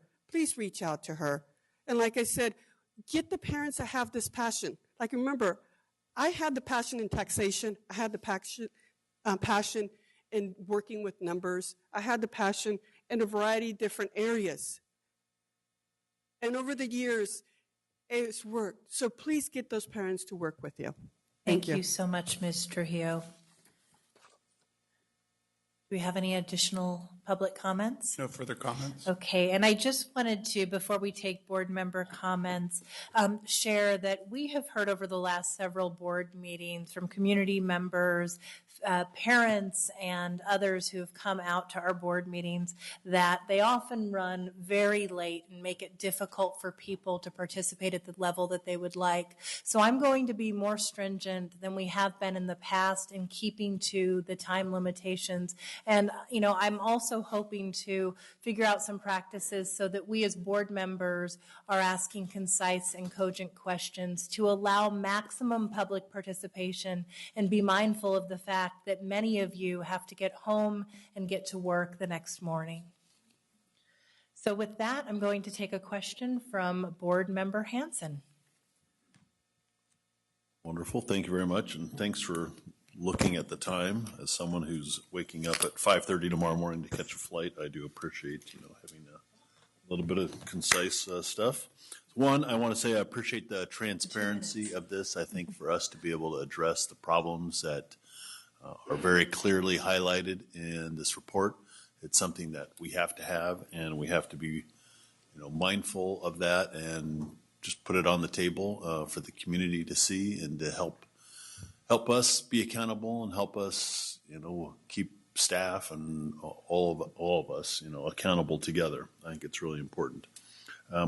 I wanted to ask if in further, future presentations, there can be a number of students that are fitting in these different categories. So as I'm going through the indicators, I see, very low, highs, whatever. Could you say the number of students? I mean, it's obviously alarming regardless of whether it's one student or 1,000, but it'll also be informative for us to understand what the scope of this situation is, depending on how many students are impacted, and then also what we have to think about of what the potential cost and resources that are going to be necessary for us as a board to think about addressing this program. So that'd be really helpful for me. So just a question, just a point moving forward. Thank you. Thank you, Board Member Hanson, for your suggestion and request. We have no other board member comments at this time. Would you please respond to Ms. Sutherland's question? Yes, indeed. And if I could, thank you. And so as we think about the framing of the California dashboard relative to our district dashboard, I'll bring us back to the exemplar we were sharing. There are some key differences. And so, for example, when we look at graduation rate, there is an element of the California dashboard focuses on the important outcomes, graduation rate, and students graduating college and career ready. Within our internal district work, we actually have added indicators to help us think more about what are the things we need to do as a system to ensure students are graduating. And so that's where you see on-track status, which is not on the California dashboard, nor the retention rate or the off-track to on-track. But we recognize that it's really paying attention to those things with diligent focus enables us to actually affect a higher graduation rate and ensure more students graduate college and career ready. Equally important, there's actually other things within our district performance and targeted action index, which just due to some degree privacy and of course length of presentation I didn't share with you this evening. But what's important to note is that each indicator that you see actually has a set of other things that we're looking at, other indicators that help us look deeply in the system, and that each indicator we can actually disaggregate data in multiple ways. So we actually have the ability to look at student lists, look at site school lists, look at subgroup lists, and not just limited to the state's framework, but actually the subgroups that our students report. In terms of our English learner students, we're able to look at all of the English learner classifications, same thing for our special education students. And so in terms of the questions posed, we actually have a lot of ability to dig into the data, and we do that on a regular basis. One other measure I'll mention as well is that we actually have this thing called a cross-feeder pattern, which really is an important measure at the high school level. So it allows us to have conversations across a K-12 perspective. So whether it's a 12th grade English learner student or a 12th grade student in any part of our system, we're able to look at the student's performance across the system, which allows us to have network conversation, allows us to really focus in on, so what was that student's experience within our whole district, and where might we take other additional interventions? And so in a nutshell, I will say our district system is very robust in terms of the data that we're able to look at, and we're learning as a system how to use that to, again, change conditions in the present. Also have the ability to customize as well, because we have, as we think about kind of the big questions that we look at, whether it's graduation rate or suspension, because we have our internal data system working with our IT team, we're able to ask big questions. And this really ties into the cycle of continuous improvement work. Whereas we think about why we aren't successful at something, we may decide there's another way to look at it. And so we are able to use our ability through our technical team and actually through the thought leadership of our various leaders to think about what are other questions we should be asking and getting data for. Thank you, Mr. Harris. I think we have a comment from Superintendent Aguilar.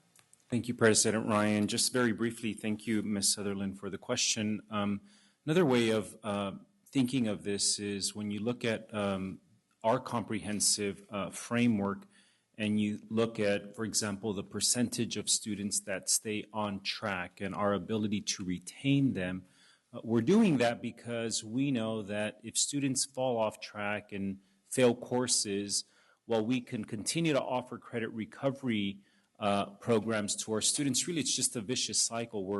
We're seeing students do well, then they fail, and we give credit recovery. So we want to make sure that we're monitoring our ability and the services that are necessary to make sure that if a student is on track, that we can demonstrate that we are providing the right services and the right supports to keep them on track. Otherwise, all we're going to do is plateau in our graduation rates, which is not something that we want to do. Thank you, Superintendent Aguilar. This was an information-only item.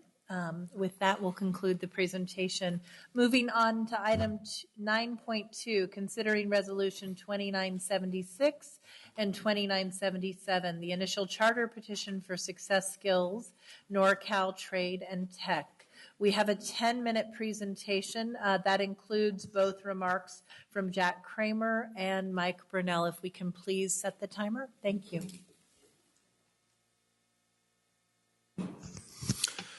Good evening, Board President Ryan, esteemed board members, and Superintendent Aguilar. The agenda item is put forth for the board to consider Resolution 2976 and 2977 for the initial charter petition of Success Skills, Inc., NorCal Trade and Tech. I am Jack Kramer, Director of Innovative Schools and Charter Oversight. To my left, I have returning Mr. Jacob Walker from Effective Education Solutions, as well as Mr. Carl Yoder, CFO of Delta Managed Solutions. And to my right, Lozano Smith, Ed Scalar from representing our outside legal counsel.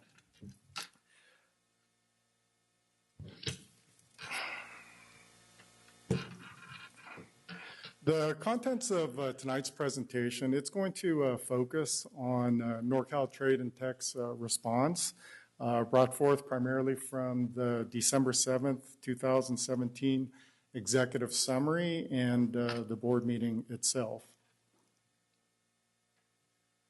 This is the same overview that was presented at the last board action. The only difference is the updated board action date, as well as, if you notice on the location, originally it was proposed with only 24th and Florin, district-owned property. Now we have a couple other facilities added as well. The charter review team remains the same. And as this is our 6th petition in the course of 4 months, we're very well versed as a group now. Our driving governance is Ed Code 47605. And the criteria to deny, the governing board may not deny a petition unless it makes written factual findings, of which the 6 are listed below. Of the 6 listed findings from the previous slide, it is the staff's analysis that and upon review of the response, that the petitioner is demonstrably unlikely to successfully implement the proposed program. And number 2, the petition does not contain reasonably comprehensive descriptions of 15 certain elements. And next we'll go on to findings number 1 and the support for that. Originally, there were 5 concerns regarding this findings number 1. of which out of the 5, 2 are no longer of the concern of the charter review team. So what has been removed is governance structure and the required signatures. The remaining 3 is still of concern to the charter review team. Regarding the findings 2, which is the reasonably comprehensive descriptions of the 15 certain elements, originally there were 6, and those are the remaining concerns. What is no longer a concern of the charter review team is the attendance alternatives. Within our analysis, we had other concerns regarding the petition. Originally, there were 4 concerns, of which the one concern that is no longer is bylaws registered by Secretary of State. It is therefore the overall staff's analysis that written factual findings support 2 of the 6 criteria to deny a petition. And with that, the governing board may deny the petition as written factual findings sets forth facts supporting 2 of the 6 criteria.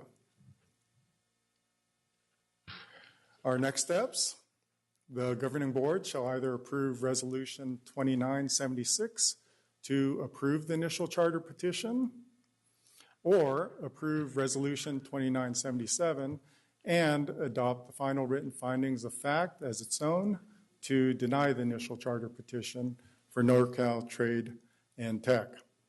With that, we have a presentation from NorCal Trade and Tech, and I'm going to bring up Jacob Walker. Thank you, Superintendent and Board. As you can tell, I am not Mike Brunell.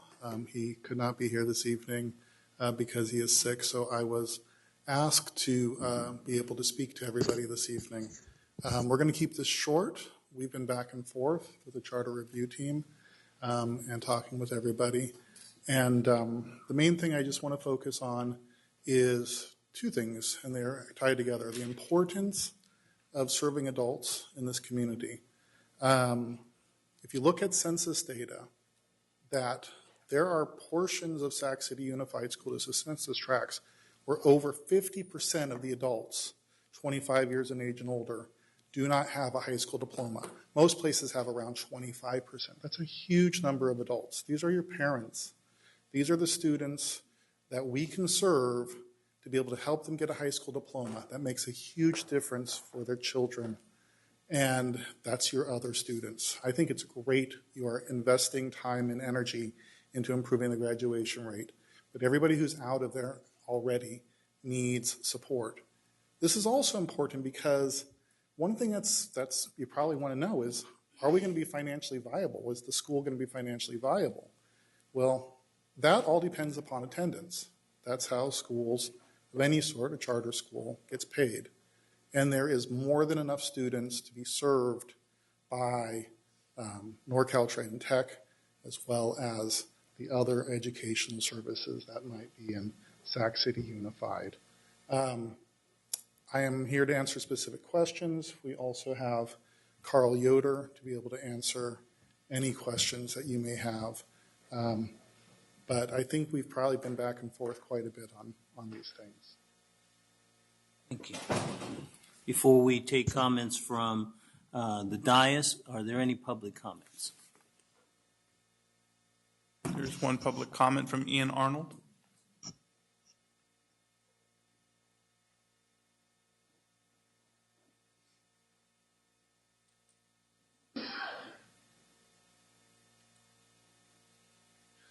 Good evening, President Ryan, Superintendent Aguiar, board members.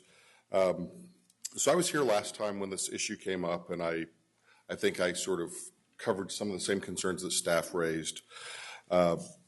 My biggest concern at the time was I remembered as a citizen of Dixon and somebody who watches the Dixon School Board issues that the group didn't seem to like the questions that were asked in Dixon, so simply withdrew their petition. And the plan for Dixon was exactly the same as the plan for South Sacramento. Now, the cultures and the demographics in Dixon are completely different. The response that we got from the petitioner was that there was a mutual agreement between the Dixon Unified School District and the petitioner to withdraw the petition due to a lack of space in Dixon. Well, that is categorically untrue. Dixon High School has been vacant for over a decade, and courtesy of some overly confident developers, we have a lot of storefronts in Dixon that are available. So I emailed the school board in Dixon and the superintendent, and on December 13th, I received an email, which you have a copy of, from Superintendent Brian Dolan, Dixon Unified School District, with copies to all of the board members in Dixon. Hi, Ian. Those folks pulled the charter application on their own. I was notified in an email that cited concerns about being able to hit the enrollment targets. I had the petition under legal review at the time I was notified about the withdrawal. I would not categorize it as a mutual decision in any way. In and of itself, that may not be that important, but also I was a little astonished watching the byplay last time as the petitioner was asked if they would withdraw the petition and resubmit, and stated that they didn't have the authority, and then couldn't answer directly the question that was cast by council as to whether or not they had a quorum, but they somehow did have the authority to extend the time limits. So my question really here is, because this is an over 16 school and has very little oversight by the government, if we can't get a straight answer on an easily verifiable question, how can we trust the answers to any questions that are hard to verify? Thank you for your comments, Ian.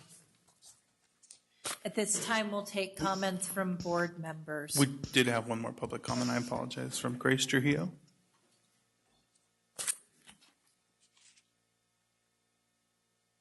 Good evening, members of the board. I think it's important that we give opportunities and choices, especially being the first charter, in the area, for kids that sometimes are not successful at school, and having it for the drunk driving. So I think to give the opportunity, it's important, and the freedom of choice. Thank you. Thank you, Ms. Trujillo. We have no other public comments at this time, so we will now take board member comments. Our first comment is from board member Cochran.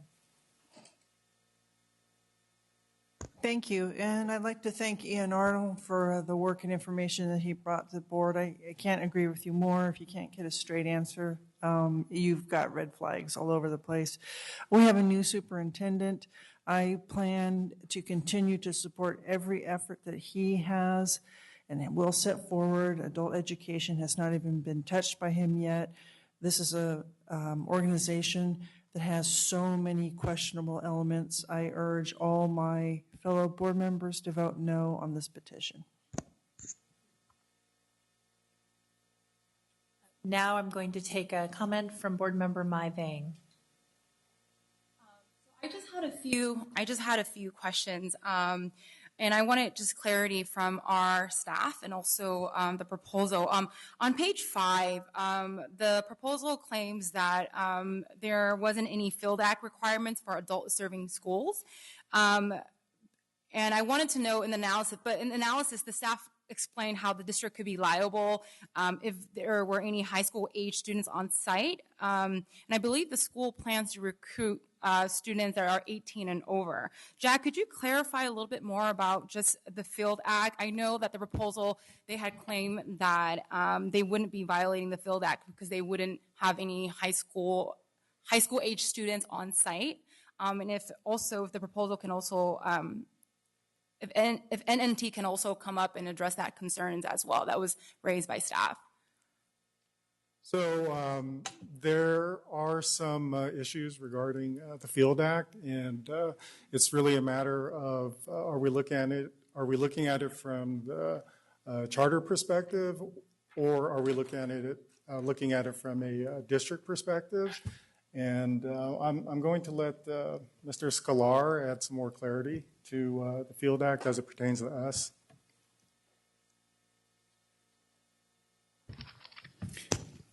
Really good question in regard to the Field Act.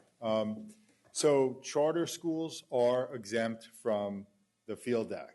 there's always been a question in law that hasn't really been resolved in California as to whether school districts that provide facilities to charter schools would be exempt from the Field Act, right? The Field Act, which requires certain seismic strength construction and review by the Division of State Architect for the construction of school buildings.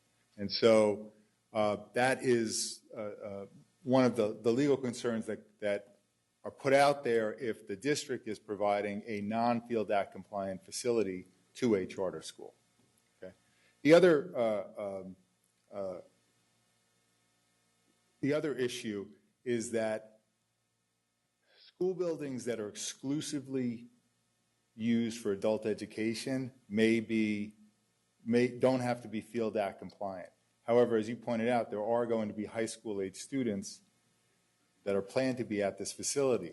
The staff had concerns about the response being, well, we simply won't put those high school age students at that facility.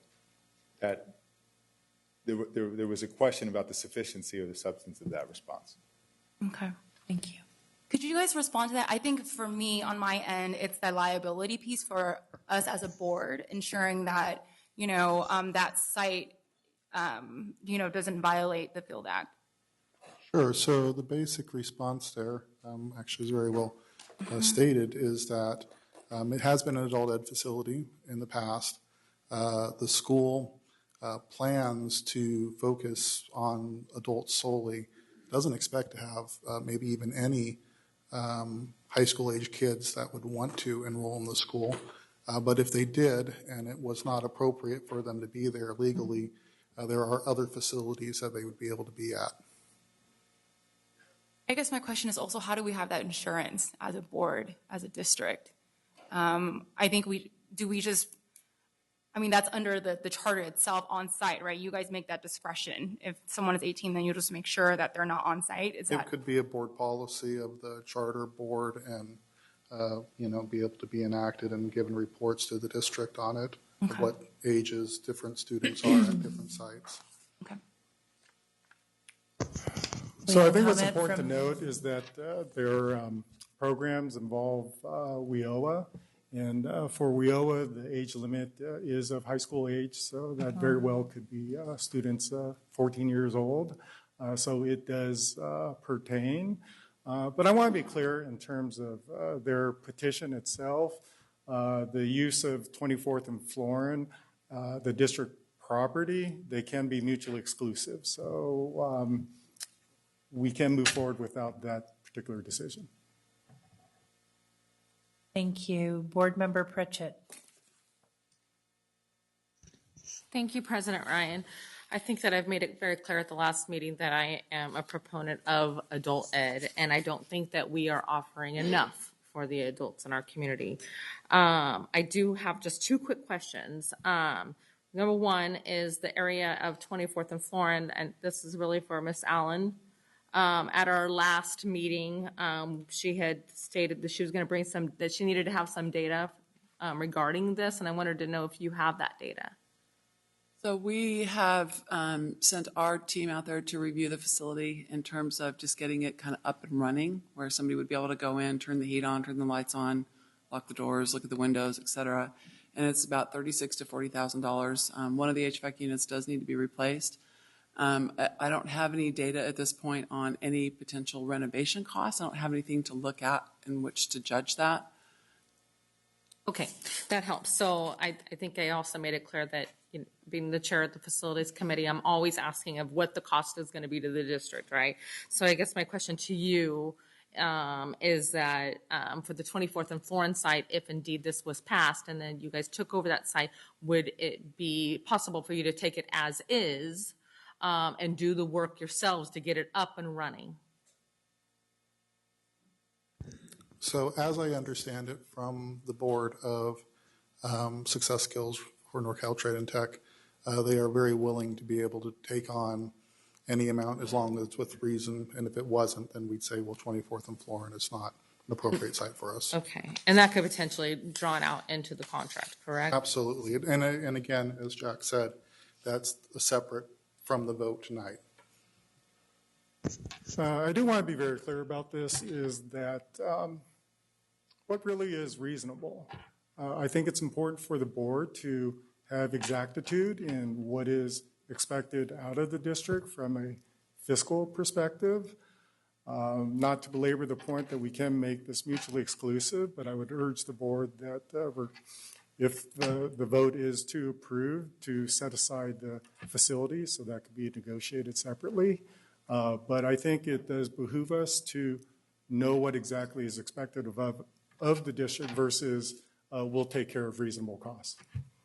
Sure, I appreciate that. I know with being chair of the facilities committee, when we have, like, for example, some of our closed sites that we've had people come to, that wanted to rent out, we've worked out different things with them because of the facilities and, like, for example, air conditioners or heaters and things like that that may be missing. But I want to make sure that there's not a large cost to the district, because that's been kind of my little pet peeve.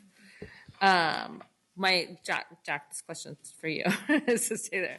I want to know, and I don't think that, I think that they would be successful personally, and that's my opinion. But let's just say that they move in, they open their doors, and they're not successful. What is the cost to the district?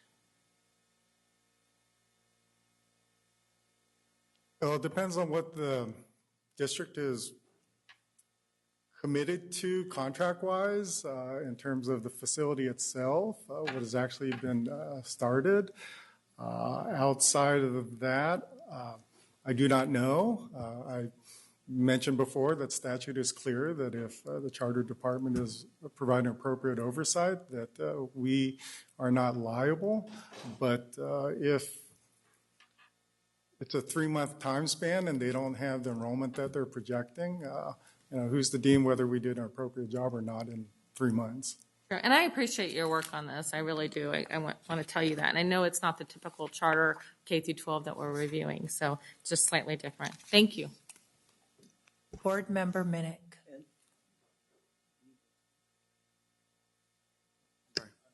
I'm sorry. I just wanted to supplement that. One of the great fictions in the Charter Schools Act is that, other than students, charter schools, if they close, will not have an impact on the chartering authority. And that's, so when you ask what the costs are, that's a great question. I deal with a lot of charter school or districts that are dealing with the fallout of closed charter schools. And quite simply, there is a lot of liability that follows when a charter school closes in regard to people who have claims against the charter school, whether they, even though the law says that districts are supposed to be immune from the errors and omissions of a charter school, so long as Jack says, as we're providing the oversight, it simply doesn't happen. People come after districts as the deep pocket after the charter schools close. PERB and CalSTRS, or CalSTRS employer contributions, CalPERS employer contributions, just claim it's the contractors, and the district winds up on the end of having people coming after the district for the charter schools errors and omissions and debts. Board Member Minnick? Oh, okay.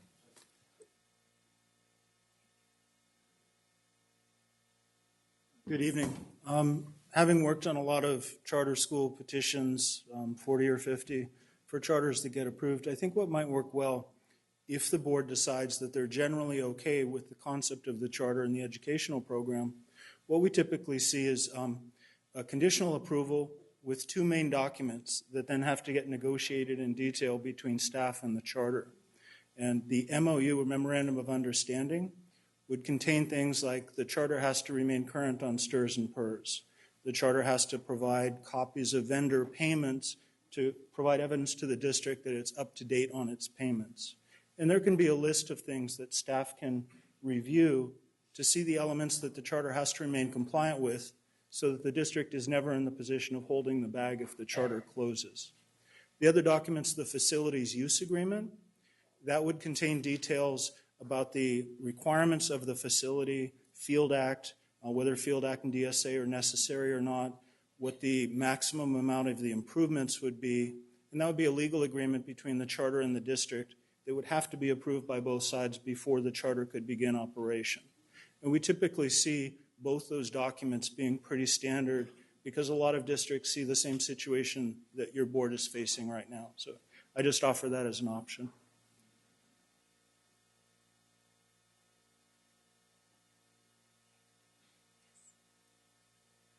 Thank you. So not to belabor this, but I'm still a little confused by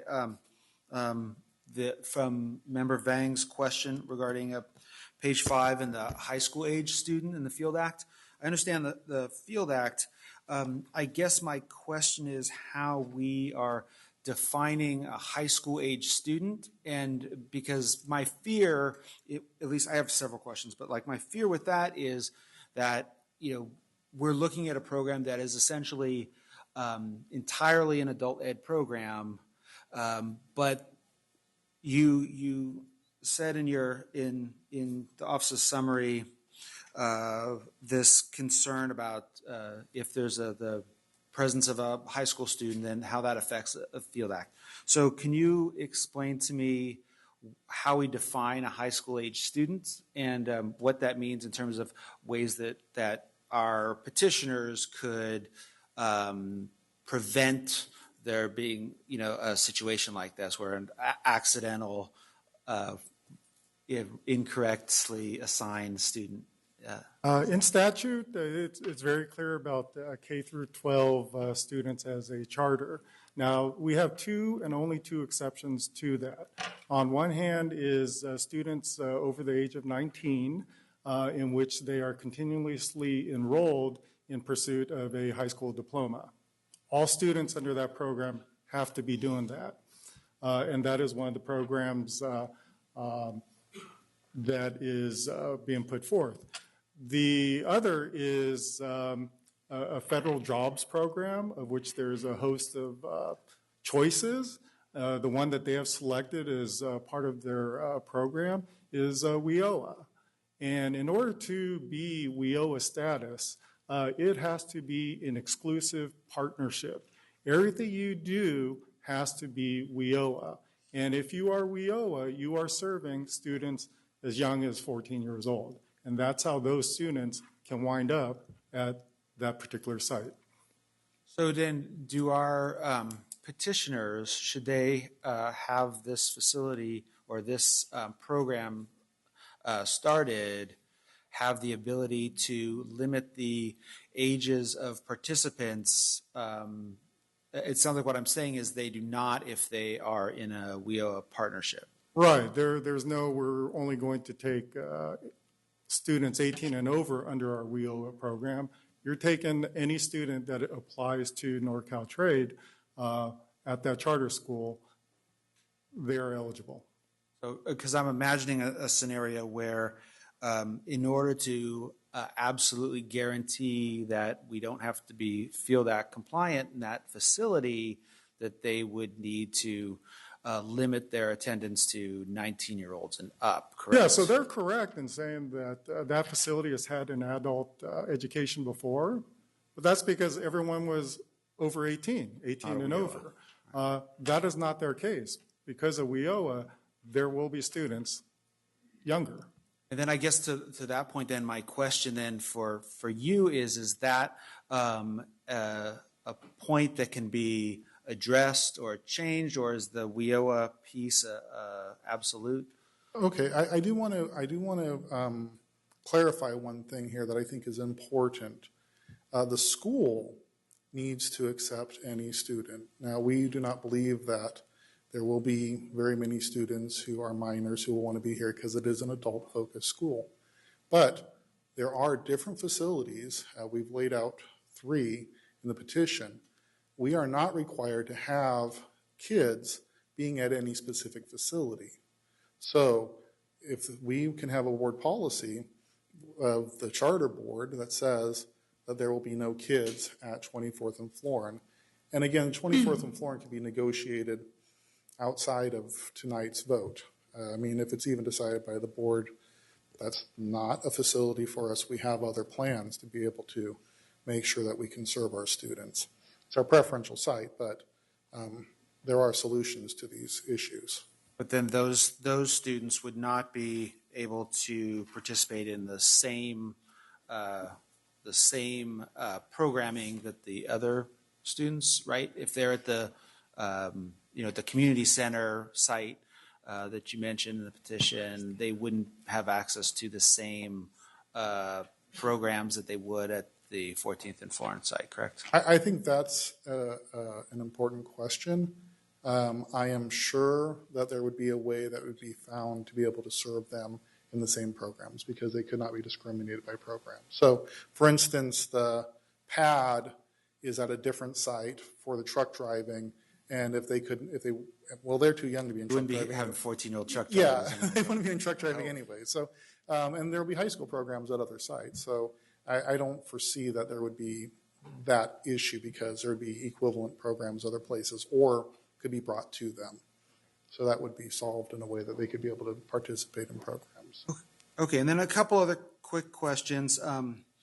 This is Mr. Kramer question. On page 4, it referenced the timeline for Prop 39 requests. And can you expand on whether that is going to be an issue for them because of the timeline? You said they were kind of late in making a request. It's binary. They're already too late for next school year. Issue is really whether that's their perspective. If they do not need district facilities, then it's not an issue for them. If they're looking to force the district to provide the 24th and Florin, then it's an issue for them. So they couldn't get the 24th and Florin facility through their Prop 39 request for this upcoming school year. Correct. The district is not required to provide them any district facilities for the upcoming school year. Okay, and then so I guess the only other question I have, sorry to drag this out. No, it's okay. Is on page 7, there was, I was a little bit struggling with the ADA versus actual attendance and trying to wrap my brain around that. And it seems like maybe you've provided some explanation in this document you brought tonight, but I haven't had a chance to read it because I've been here. Can you maybe clarify the concern and then clarify what that means? Yes, in terms of financial? in NorCal Trade's response, they provide more information in terms of what it takes to actually generate one full ADA. And so I'll just use real numbers.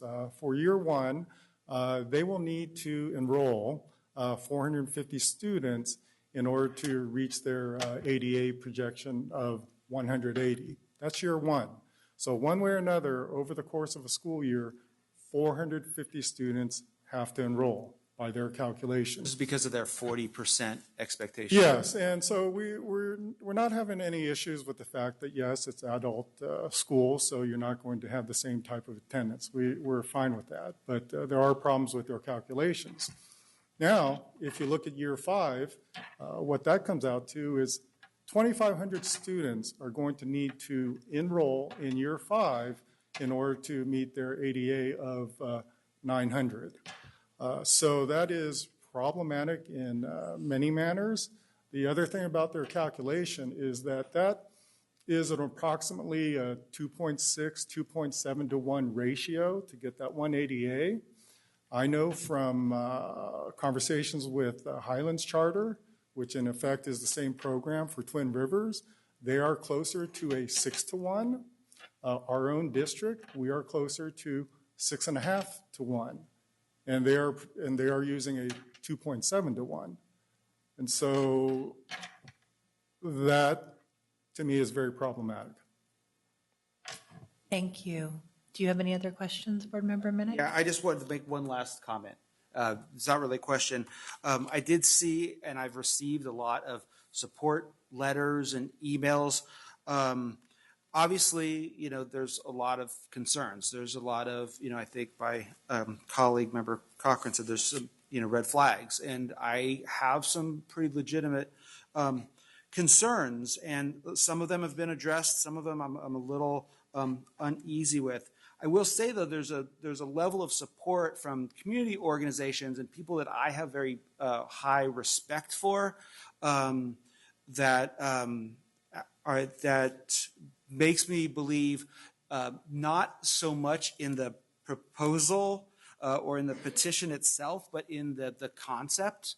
And I think that there's a clear need for this. I think that we've seen from the support that you're getting that folks see the value that this brings to our community. So I would just say that if this were to move forward tonight, I think it would be moving forward based on that identified need and interest from the community, and less so from kind of the specifics, because I think there are a lot of things that still would need to get worked out with Mr. Kramer as we move forward.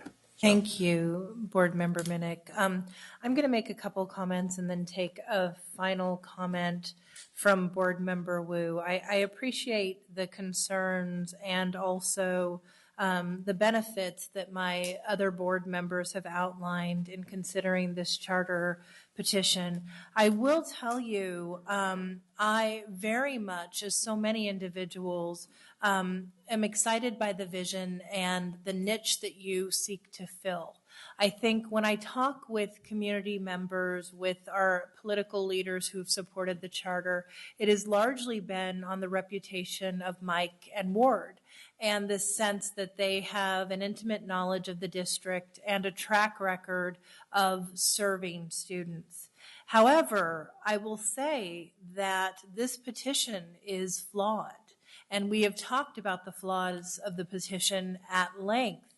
And the greatest, to me, sticking point in all of this is that ultimately as a board, we are charged with a fiduciary responsibility.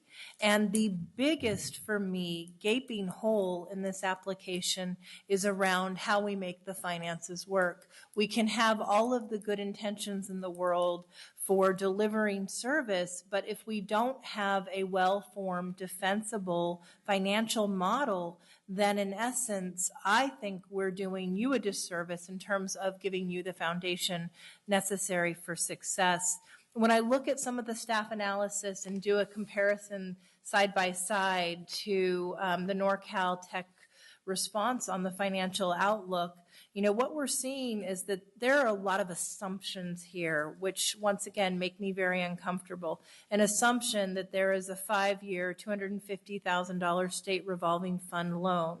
And if that fund loan, you know, does not materialize, we see that the charter petitioner is immediately indebted. We also know that there is staffing that is articulated that's absolutely necessary, but the adequate resourcing for the petitions, for the staffing positions outlined, have not necessarily been budgeted for. There is some talk of alternative financing, and yet even in speaking with some of the individuals who are most supportive of the application, people and individuals that would be sources of alternative financing have not been exhausted in bringing forth the petition. And so one of the things that I just wonder, and taking all of this to account, is when I met with Ward and Mike, one of the things we talked about was developing a proposal over a course of a year and bringing it before us. And then it came before us fairly quickly, you know, in an expedited fashion. And I think that the petition reflects that. And so, you know, once again, I think we want the vision in the school to be successful, but if it requires an extra 9 months to have a defensible budget with all of the backing necessary to ensure that we don't find ourselves in a predicament from which we can't recover, which hurts students and families in the end, then, you know, I would hope that that additional work would be done. And I'm still wrestling with where do we go when the vision and the need doesn't necessarily line up with the ability to execute. And that is, for me, very challenging in making this decision. Board Member Pritchett, or Board Member Wu. Thank you, President Ryan. So I too am concerned about adequate and full funding. I do have some questions related to that. It's too late for Prop 39, but it is not too late to, as a separate agreement with this district to take 24th and Florent as is, and you figure out how to pay for it. I don't think, and correct me if I'm wrong, that if they end up with students that are required to be in a Field Act adequate facility, that they could move forward. They're not barred from turning Florent, 24th and Florent into a Field Act facility. It would just be, they would just bear the cost. Right. My understanding is it's very difficult to go back and make a non-Field Act compliant building, one that wasn't built under the supervision of the Division of State Architect, and then go back and make it Field Act. But it's not an impossibility. It's just not really easy. It's not a brick building, so it will still meet certain earthquake standards. Right. I haven't visited the facility, but right. A lot of glass, though. Right. So therein is another potential problem. So my ultimate question then is, particularly in light of President Ryan's concerns regarding budgeting and funding, is that after, let's say, a year or after 2 years, this school fails because it had inadequate funding, what then? What is the contingency? Will the district be required to absorb the students, and then we have an additional adult ed program that wasn't contemplated at the time, but now is thrust upon us, or? So in the unlikely event that there would be a closure, there's a whole closure procedure that the petition lays out. If there needs to be more, discussion on that or work to make that better, we could probably work that out in the MOU process. There is so many students that need to be served that in the process of growing the school compared to other adult charters like Highlands that has been brought up, is actually much slower growth to ensure that there will be enough resources to serve the students and that it would be financially viable. Carl, also, do you want to speak on behalf of, I'm sure you've seen school closures from where you've worked, so.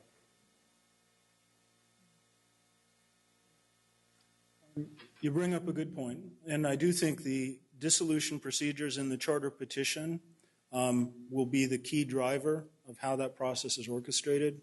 We can also modify the bylaws of the corporation to spell out in more detail exactly how that closure would happen.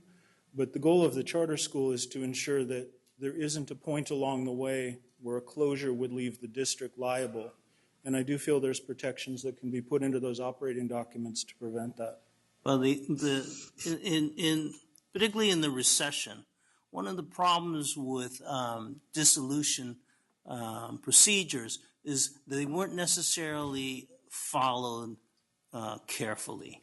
And so many charter schools were found to, even without the teacher's knowledge, especially not the students and the parents' knowledge, they would come to school on Monday and find that there was a note on the door, and this is closed until further notice. I think that part of the solution to that is that if this district were to approve the charter, that the charter file with this district its annual and quarterly budgets, just as the staff files with us our quarterly and annual budgets, so that we can kind of track what's going on with the charter as well. That way, any red flags that may be coming up in the future could be early identified for us, and then this district, in conjunction with the charter, could work together towards making sure that it's either solvent and or prepare soon enough for dissolution. We would agree with that. And our experience has been as DMS that more transparency and more reporting is in the school's best interest as well as the district's. And we often see MOU requirements that are more often than simply interim budgets and annual reports, even monthly attendance and financial reports. And I believe we would be happy to agree with that. Okay. Board Member Hanson.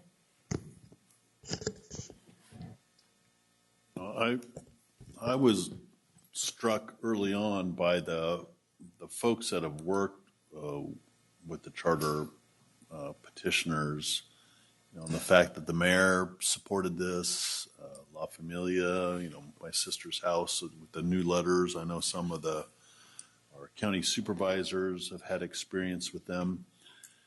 Obviously there's some comments in the staff report that give me pause, as well as obviously my other board members. My thought, though, is because this is a uniquely served adult community, that it's something that we're not serving right now. I do think that there's merit for this petition. I would be, a lot more comfortable, I think, like Member Wu, if there was the greater financial accountability, so we could take a look and see what's happening in that situation to make sure that there's, full transparency, just like our budget documents on accountability is very, very transparent. And additionally, looking at the potential use of the Florin facility, which was an adult school at one time serving hundreds and hundreds of people, that's now sitting vacant and has been vacant for, a decade or a long time. That it would be better used if we were actually educating people and doing something for folks in the community. And then if, we had the protections that Member Pritchett mentioned, so the district is not on the hook for doing the improvements there. So there would have to be some financial work that would have to be done by the petitioner just to be able to get to the opening piece. And I think if you're able to get to that day when you can start serving, the adult community, you will have proved a lot of the financials capacity of the petition. So just my comments. I would like to quickly alleviate fiscal reporting concerns of the board. To Mr. Castillo's credit, the charter department works closely to ensure that all of our charters submit their statutory required fiscal information, which includes their ADA reporting, their audited and unaudited financials. And we have a mechanism where it is on a very consistent scheduled basis. So the reporting structure is already, in fact, there and working extremely well. Do we have any other board member comments? Board Member Vang. So I just want to say a few comments. 24th and Florin is in my area in South Sacramento on Florin Road. And, I've spoken to many community organizations in that area, families and students, neighborhood associations, and even businesses because it's on a business corridor. And overall, everyone is very supportive of the proposal and the vision, but I am concerned about some of the issues that was raised by the staff report. Myself, I think for me, as someone who grew up in South Sac, and even now living there, and I drive by Florin and I see a vacant building, I think it's really sad for our community. And for me, I really want to see that space reactivated, right? That's really important for our community. I think as a board, we understand that there's a need in that area. I also, I hear Trustee Cochran as well. And I just actually wanted to just ask our superintendent a few questions. Have you had a chance to review our current adult schools? I've scheduled a working session to understand what it is that we are offering at our adult school. This is just part of my own philosophy around engaging in working and learning sessions around all of the programs that we offer. And specifically, I'm very interested in understanding the level and depth of alignment of our adult school program offerings to, for example, our community college programs, whether they be short-term certification or programs that might be perceived more as vocational programs, but certainly that there is a degree of alignment that I'm satisfied with, and that will be part of what I will be interested in understanding about our current offerings. Okay. I think for me, where I'm really conflicted is that I see that there's a need, and I see that the proposal that's coming forward can address that. At the same time, our superintendent really has not had a chance to really take a look at our adult charter, our adult school. And for me, I feel like we can improve our adult programs if we aren't providing those resources. We need to do a better job as a district, right? There are certain adults in our district that, because it seems like we're getting a lot of community support from nonprofit organization, from many folks in the community, that this is what we need to provide. I would be comfortable, if with the direction to the superintendent, if this is something he would explore. I think for me personally, I would love to see our 24th and Florin be reactivated. And I know there's a need in that area for this kind of support. And so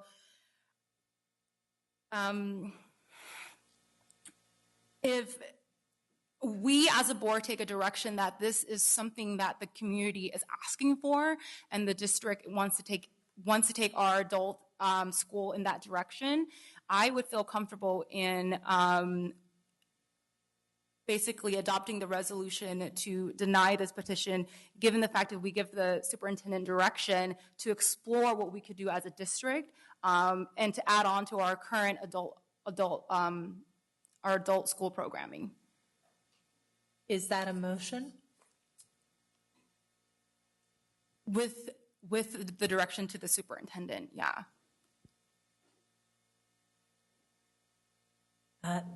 Board Member Cochran. Can you just restate that, please, President, before we do any voting? I will try to restate what Board Member Vang said. So Board Member Vang, after asking the superintendent the question about kind of the assessment he was doing on the breadth of offerings for adult school within the Sac City Unified School District, said that she is comfortable if the superintendent is exploring the options and the ability for the district to fill a needed niche that the community is asking for, that we would move forth with denying the charter petition. That is correct. So we have a motion to approve Resolution 2977 and a second. That is the denial of the NorCal Trade and Tech charter petition. All those in favor, say aye. I think we need a preferential vote again, Madam President. Sorry, student board member Nguyen, your preferential vote.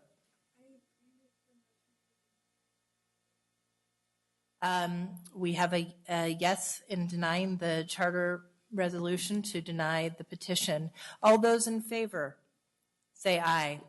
Aye. Aye. All those against? No. No. Can we call a roll? We're going to call roll.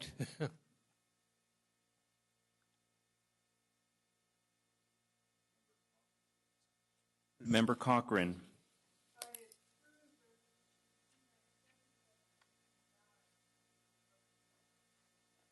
Member Hansen. No. Member Minnick. No. Member Pritchett. No. Member Ryan. Yes. Member Vang. Yes. Member Wu. No. So by a vote of 4-3, the petition to the motion to deny the charter petition fails. Do we have an alternative motion? I move to approve Resolution 2976, which would be to approve the initial charter petition, with the caveat that it moves on a separate track to absorb 24th and Florin, And I'll second. with no cost to the district. So the motion is to approve the resolution with the assurances that it will have no cost to the district and that it will not come with the commitment of the 24th and Florin property. That is resolution number 2976. Can I ask legal counsel, given those addendums to resolution 2976, can we take that vote? I would like to have the opinion of Mr. Sklar as the guru of the charter law on that one.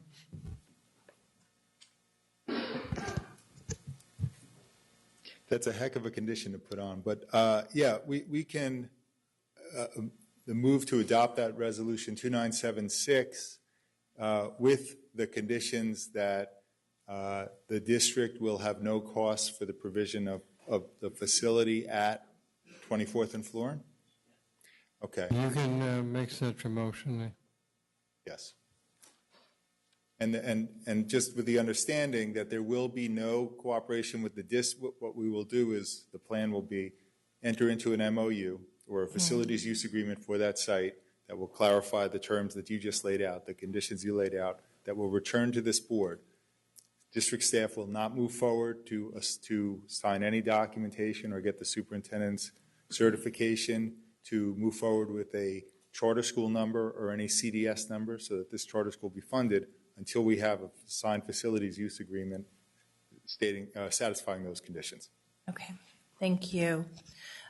So we're going to go ahead and call for a vote on Resolution 2976 to approve the petition with the conditions stated by Board Member Wu. Member Cochran? We need a preferential vote. Sarah, your preferential vote. Our student board member Nguyen abstains. Member Cochran? Member Hansen? Yes. Member Minnick? Yes. Member Pritchett? Yes. Member Ryan? No. Member Vang? No. Member Wu? Yes. With a vote of 4-3, the board motion to approve Charter 2976 passes. Congratulations.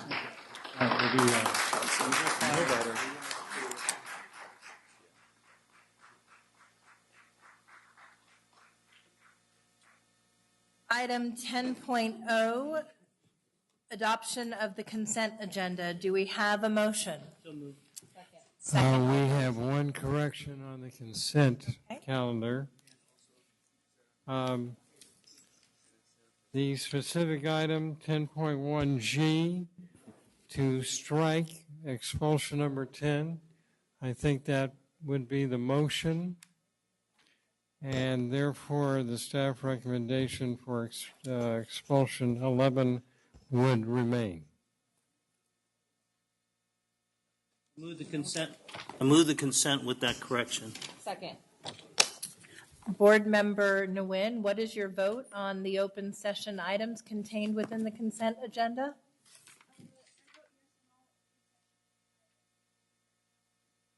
Okay, thank you. All those in favor? Aye. Aye. Any opposed? Hearing none, the motion passes. Item 11.0, communications, employee organizational reports, TCS, SCTA,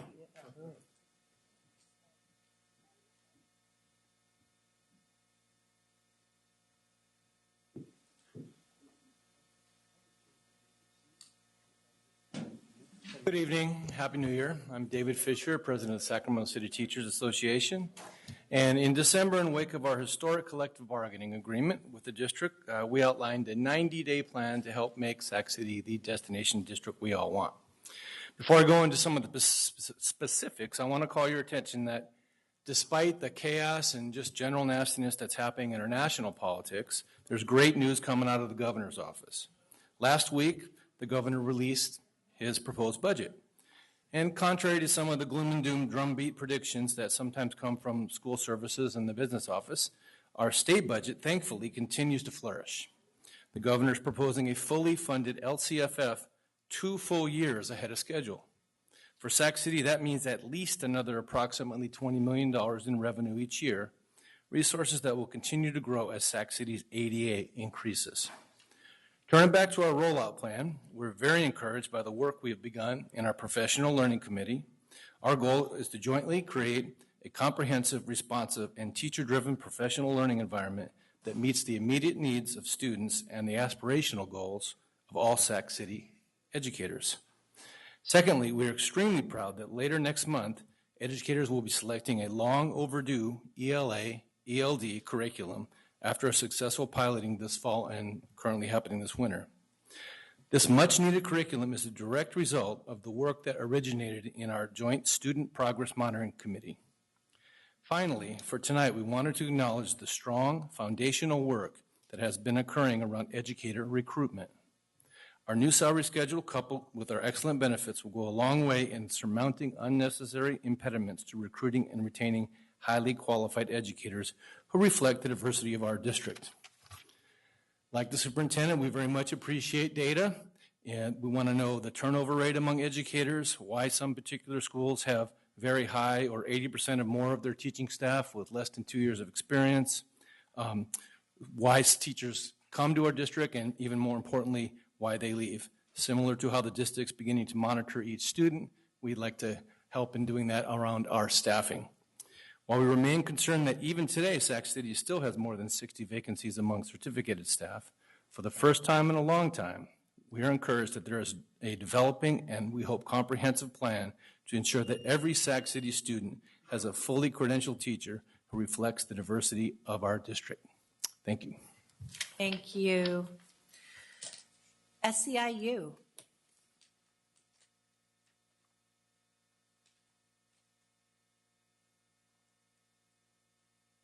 Good evening again. I don't have a lot to report tonight. I was actually hoping to have the opportunity to introduce you SEIU 10 to 1's newest employee, our brand new political director, who might be known to some of you, Gustavo Arroyo. So we might hear some stuff you might not want us to know. I did want to also report that we did reach a tentative agreement with the district. It was probably one of the easiest bargaining sessions that we've gone through, and certainly in my almost 20 years of doing this, it was the least difficult negotiations. Not that tempers did not flare on both sides from time to time, but we actually did get there. And finally, I want to report to the board that after a significant amount of time over the break, the last of the buses that we worked on so long ago finally made it to Haiti. Yay. So the Haitian orphans are riding to school in some comfort. Thank you. Thank you so much, Ian. We love seeing the pictures from the flight of the buses on their journey to Haiti. Teamsters. Okay, looks like we have no representative from the Teamster seat tonight. UPE. Board Member President Ryan, members of the board, Superintendent Aguilar. My name is Richard Owen, Executive Director of UPE. As you know, UPE rarely speaks at the board because we feel as though we accomplished much working through district channels, and that has worked very well for us, and we see no need to speak just because we can. Tonight is different, however, and we feel compelled to speak on a subject that is difficult yet required given the severity of the issue before us. Our UPE board voted unanimously that it wanted this presented to you this evening. I'm joined tonight by many members of our board and members of UPE in the back. We're also joined by Mr. Arnold from SEIU in this presentation. Over the last several years, this board, as well as several previous superintendents, have ignored or failed to properly address the bullying, intimidation, and name-calling and downright disrespect that some individuals within SCTA leadership has engaged in with our members, as well as district office staff and other unrepresented staff. We have a district policy on bullying, which you talked about tonight, but do we have a district policy about bullying as it pertains to adults? We acknowledge that it's difficult at best to legislate responsible adult behavior, and we are aware that the Superintendent Aguilar and the board are considering a policy that addresses this issue. But what if district employees are the recipients of such behavior? What if it involves homophobic, racially charged, and misogynist language? Does the district have the responsibility to intervene or be held accountable for such discriminatory words and deeds? We believe that there is a liability assigned to the bullies in the district, and not addressing these issues is a fatal mistake on your part. One of the consequences of this behavior not being addressed is that it encourages other employees to engage in similar behavior. Why not? It's working, right? This has gone on for too long, and recent incidents at some of our schools and within the district require your immediate attention, or individual UPE members will be left with no reason other than to file complaints with various state and federal agencies. By way of example, we've had an incident recently at a school where the principal was threatened, an African-American principal. He was also told that he's going to be fired in front of the rest of the staff, just like the previous principal was fired. This principal also experienced racial remarks relative to the vice principal being his master and a slave relationship. We also heard comments about this person, what about you coloreds? That is total unacceptable behavior and must be rejected at all levels by this board and everybody in this community. Your silence on this issue, or anybody's silence on this issue, is complicity as far as we're concerned. Furthermore, we will have no choice but to expose this behavior to the broader community if we cannot come to some kind of agreements. It also begs the question about, is there a need to review the parameters of shared decision-making? And I beg your difference to finish my remarks. Parameters of shared decision-making. Is it advancing the cause of closing the achievement gap or student achievement in general? Is there a need to require advanced training on this issue for shared decision-making teams so they can be clear about what their role and their purpose is? In this political climate, we are witnessing grown folks not having the courage of their convictions to challenge the powers that be when these outrageous statements are cowering because of fear. We find it unacceptable and morally unfeasible to allow this behavior to continue. And I will cut these remarks down because I think the board has seen some of them. We want to be crystal clear that we are not suggesting that teachers in general are exhibiting these behaviors. We know that teachers are honorable people and are indispensable if we are to succeed. We are overjoyed that they have a new contract and believe that they deserve even more. But let us also be crystal clear that some individuals within the leadership structure have a history of this kind of bullying and believe in an old and outdated industrial-style approach within our educational community that has created unnecessary adversarial relationships. We're on the heels of Dr. King's birthday celebration. He made a point of telling us that we must all learn to live together as brothers, all perish as fools. He also said that we may have all arrived here on different boats, but we're in the same boat now. So let us be reminded that we are working in a complex ecosystem called public education that has many different species in it. To use an ecological metaphor, we have board members, superintendents, teachers, union leaders, and so forth. When one species begins to prey on another species, we have environmental turbulence. In our system, we refer to it as organizational turbulence. We are asking this board and superintendent to ensure that we have a balanced and productive ecosystem in our district where we all win. We are not enemies. Let me repeat, we are not enemies, but necessary and vital partners in this great and honorable profession. And I'm wrapping up. Thank you. We should note that one cannot win by only paying attention to their own species. It is widely known in science that if you tug on anything in the universe, you will discover that everything is inextricably connected, and so are we. There will always be disagreements about legitimate contract issues, but we must have established protocols and norms about how we behave in those settings. This board cannot be silent on this issue in the name of strategic thinking or anything else. You should not and cannot expect that our members will stand for any abuse, any more bullying, intimidation, tactics. We're willing to work with anybody, but that is totally unacceptable. Lastly, in the meantime, if this behavior continues, we are recommending to our members to respectfully cancel that meeting until another meeting can be rescheduled where we can all behave in a normal manner. Thank you very much. Thank you, Mr. Owens. We appreciate your comments tonight, and we take the allegations that you've shared very seriously. I know that the superintendent and the board believe very strongly in our zero tolerance bullying board policy and the institution of that at every level. I also know that the superintendent recently put forth to our labor partners some norms and expectations for how we engage moving forward. So I appreciate your comments this evening. It looks like we have a remark from Board Member Hanson. Let me just say the content of your remarks are deeply disturbing, and I look forward to learning more about this.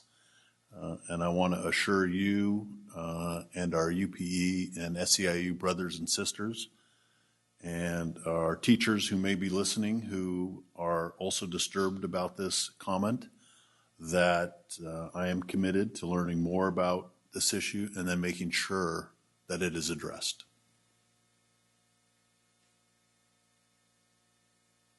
Thank you, Board Member Hanson. It looks like we don't have any other board member comments at this time.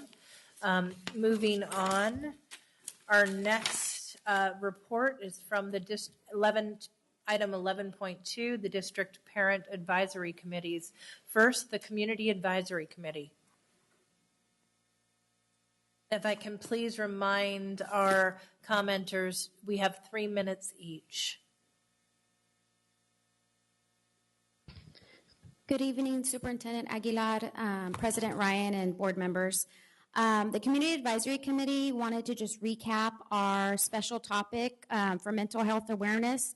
We want to thank District Special Education staff, Becky Bryant and Lynn Ruvalcaba, and Student Support and Health Services Manager Victoria Flores, and also Jacqueline Rodriguez for meeting with us and sharing their knowledge and expertise, as well as answering questions from parents and community members related to educationally related mental health services, aka ERMS, which is provided through special education, and other mental health services, which is provided through the student support centers. It is our intention that these conversations capture and convert the momentum into effective instruction and support for students with disabilities. We plan to keep the conversation going and invite staff back to a future meeting later this spring. I also wanted to invite board members in the community to an event that we're having at our next meeting on January 23rd. We're going to be celebrating Ed Roberts. So who is Ed Roberts? Ed Roberts was both an advocate and an activist. He was a leader in the civil rights movement and championed the rights of people with disabilities.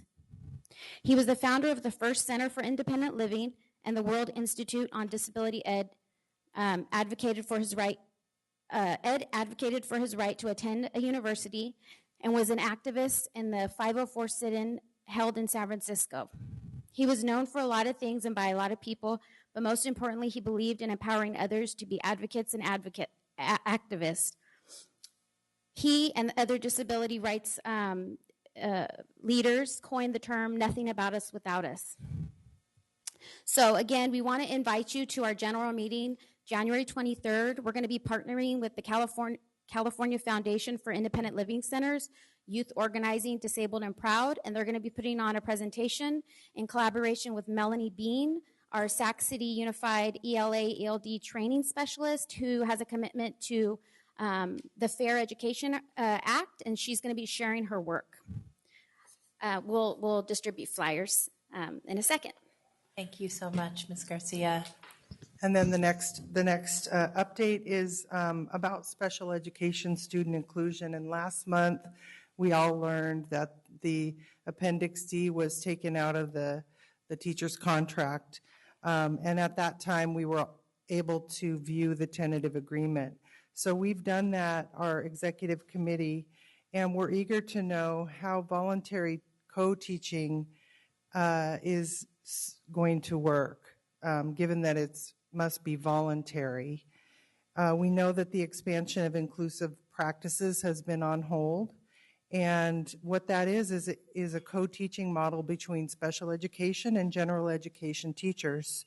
So if co-teaching is on a volunteer basis, we want to know how this is going to impact future growth of inclusive practices, which is only currently at a small number of school sites. So that's something that we want to know if the district is going to prioritize resources to be able to provide supports for teachers and also for students so that inclusive practices can be expanded. Also, I'm not sure if you're aware that Black Parallel School Board had a community forum on special education.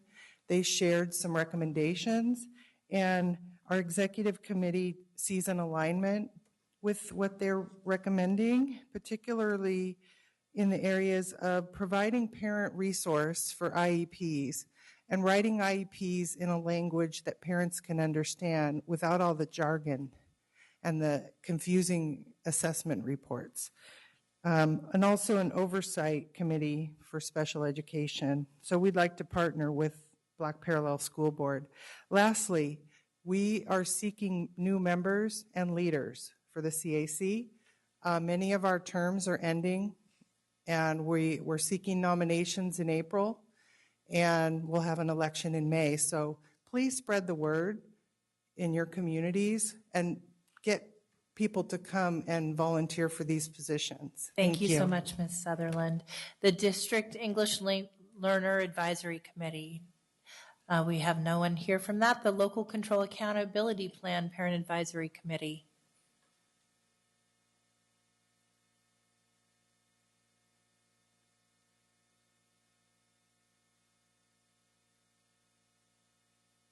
Good evening, President Ryan, Superintendent Aguilar, and board members. I just want to report a few items, and I'll try and keep my comments brief and within the 3 minutes, I promise. We've met 5 times so far already this fiscal year, so we are looking forward and moving forward with all that is going on. We've done a review of how to write surveys, and we've also done a review of our prior year surveys. We also looked at the purpose of the surveys, and we've talked about identifying the needs and the priorities of our community, and also to provide feedback to the district leadership.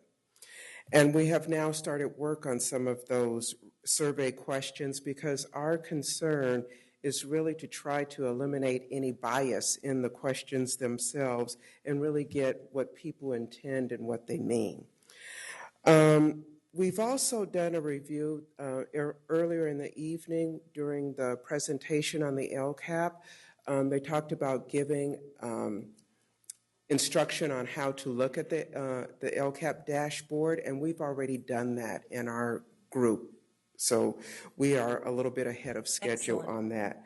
I do want to report that everyone on the committee, we really do work very well together. But everyone on that committee is also very committed and very passionate, which I think you've heard someone else say, parents are passionate, and we all are.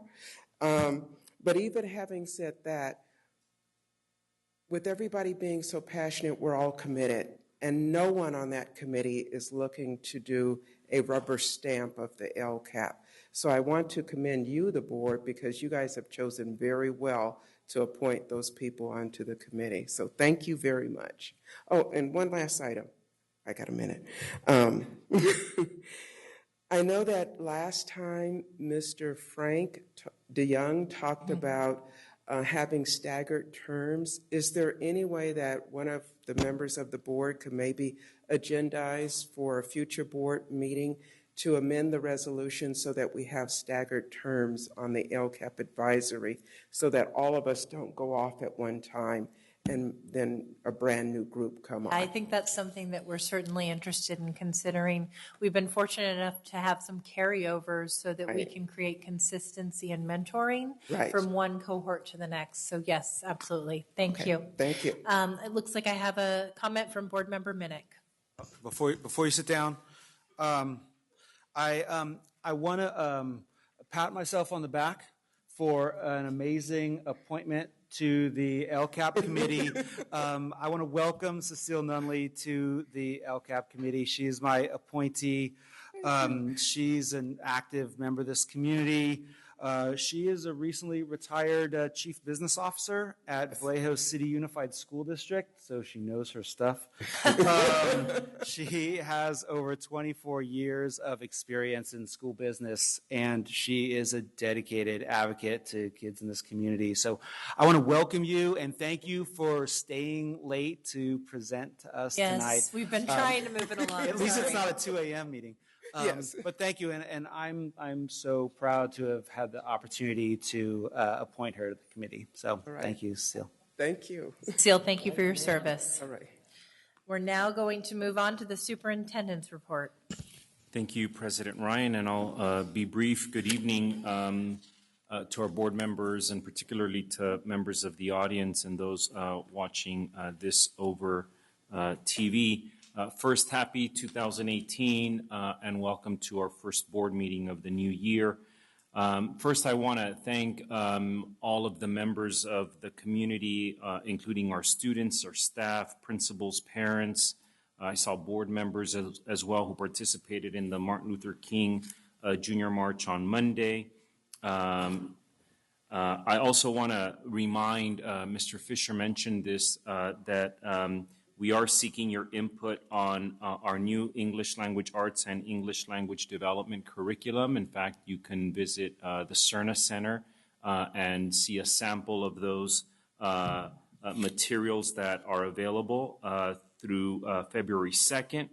And you can use one of the kiosks that we have there to provide your input. This morning, I had the pleasure of joining several of our board members at Mayor Steinberg's State of the City address, and I was pleased to hear his commitment again to making Sacramento a city about youth, and obviously that's good news to our district and the potential partnerships that we will continue to explore. He also spent a great deal of time talking about the importance of celebrating and defending Sacramento's diversity. And it is on this point that I want to address as superintendent, and I'm sure that board members may want to do the same as well during their time, to address a number of rumors that have been swirling in the news media in the past couple of days about mass raids in Northern California. You did hear today our commitment to continue to be a leader as a safe haven school district, and the priority that we have placed as a board and as a staff on that issue. This morning, State Attorney General Javier Becerra held a press conference to address these rumors, and he made it very clear that there are laws that will protect our families and all of our residents, regardless of their immigration status. Senate Bill 54, for example, makes California a sanctuary state, which means that our local and state agencies cannot use resources to fuel mass deportations. Assembly Bill 450 prevents and makes it unlawful for employers to give up employees' rights to privacy, and they can be fined up to $10,000 per violation if they do unlawfully share employees' private information. We will be updating our safe haven resolution portion of our website to make sure that our residents, obviously including students, have the latest information regarding things like DACA, for example. Many of you have heard that a federal court judge blocked action taken by the president to end DACA, and that means that students and young adults can continue to submit DACA applications, and we want to make sure that we are a resource in partnership with community-based organizations and city partners to support young residents who are eligible.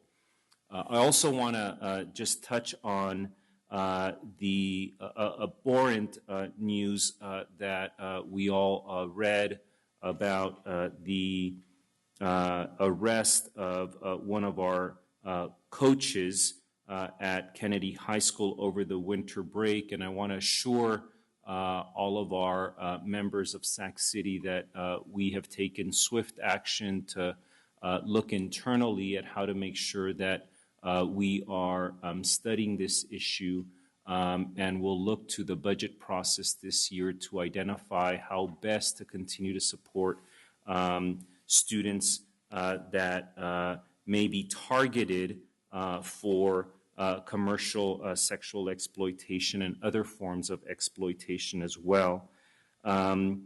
Finally, you heard from our ALCAP PAC. We are also going to be working very closely with that committee and many community-based organizations on helping parents understand not just the LCAP process, but the SIPSA process, as well as the district, the overall district budget process. It was mentioned that the governor has released his initial proposal for the 2018-2019 fiscal year. We are continuing to study the proposal and will look forward to engaging with our community and others to shape a budget that advances our principles of equity, access, and social justice. And we'll keep you informed of those opportunities to join in those conversations. Thank you, President Ryan. Thank you, Superintendent Aguilar. Now to item 11.4, the President's report. And I will also be brief, I hope far under my 5 minutes. Today I had the opportunity to also attend the Mayor's State of the City address. And Mayor Steinberg spoke to the fear and uncertainty permeating our communities. He spoke of the need for tolerance and bold leadership in the face of grave injustice. Sacramento City has pledged to be a partner at the forefront of this charge. Fortunately, as Superintendent Aguilar just pointed out, California has new laws designated to protect those who would be targeted by federal immigration raids.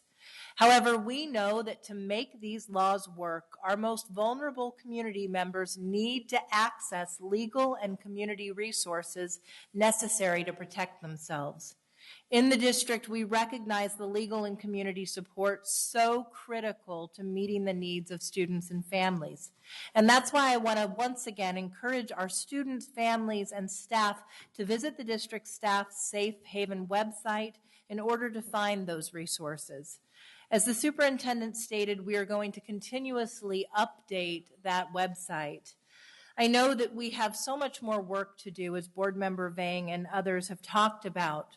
We know that our Black students and our ONP students are feeling equally disenfranchised right now. We have to ensure that all students, families, and staff understand the work that we have ahead of ourselves to protect them. Tonight's Safe Haven resolution calls upon the district to create additional layers of support through forthcoming policies. It's important to note that the intention of the board, is outlined in the language of tonight's resolution, is not only to further those protections for DACA eligible students, but also to expand Safe Haven protections to students who have been previously marginalized within our society. I want to say to the many African American students and ONP students who have approached us, we see you and you are a part of our Safe Haven efforts. I call upon the help of our friends, our loved ones, and our neighbors to stand strong with those students. Together, we can continue to model courageous leadership in the face of intolerable hate.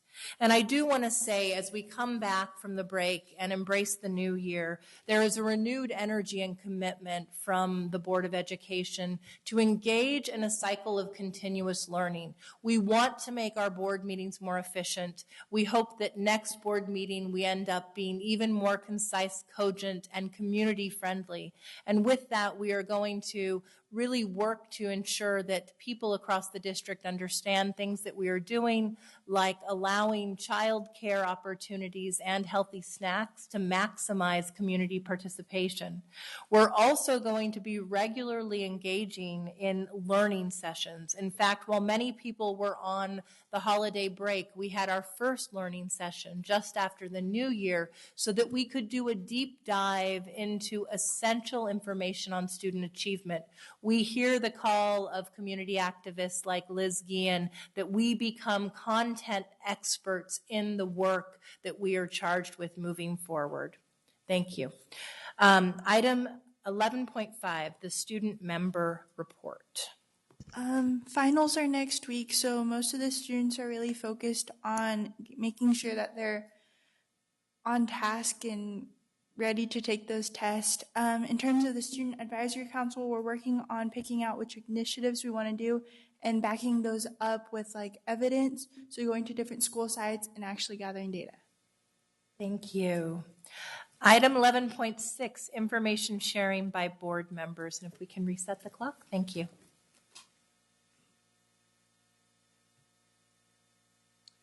Board Member Wu.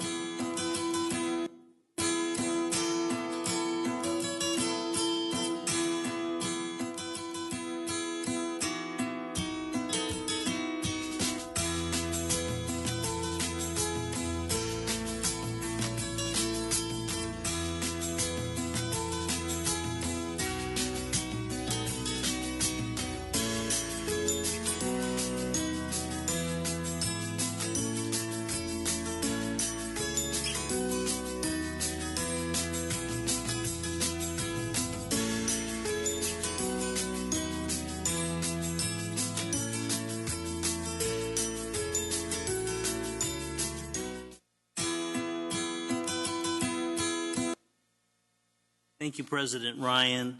As many of you know, social emotional learning has been a priority for us these last 6 years, and especially during these challenging times. SEL will be especially important to providing safe, supportive, and nurturing climates at our schools. It's vital that we continue to teach, demonstrate, and nurture compassion and kindness for all members of our SCUSD family. Sac City Unified, in partnership with last year's Vice Mayor Rick Jennings' office, launched The Art of Compassion. So the video that you just saw was some of the artwork from that Art of Compassion.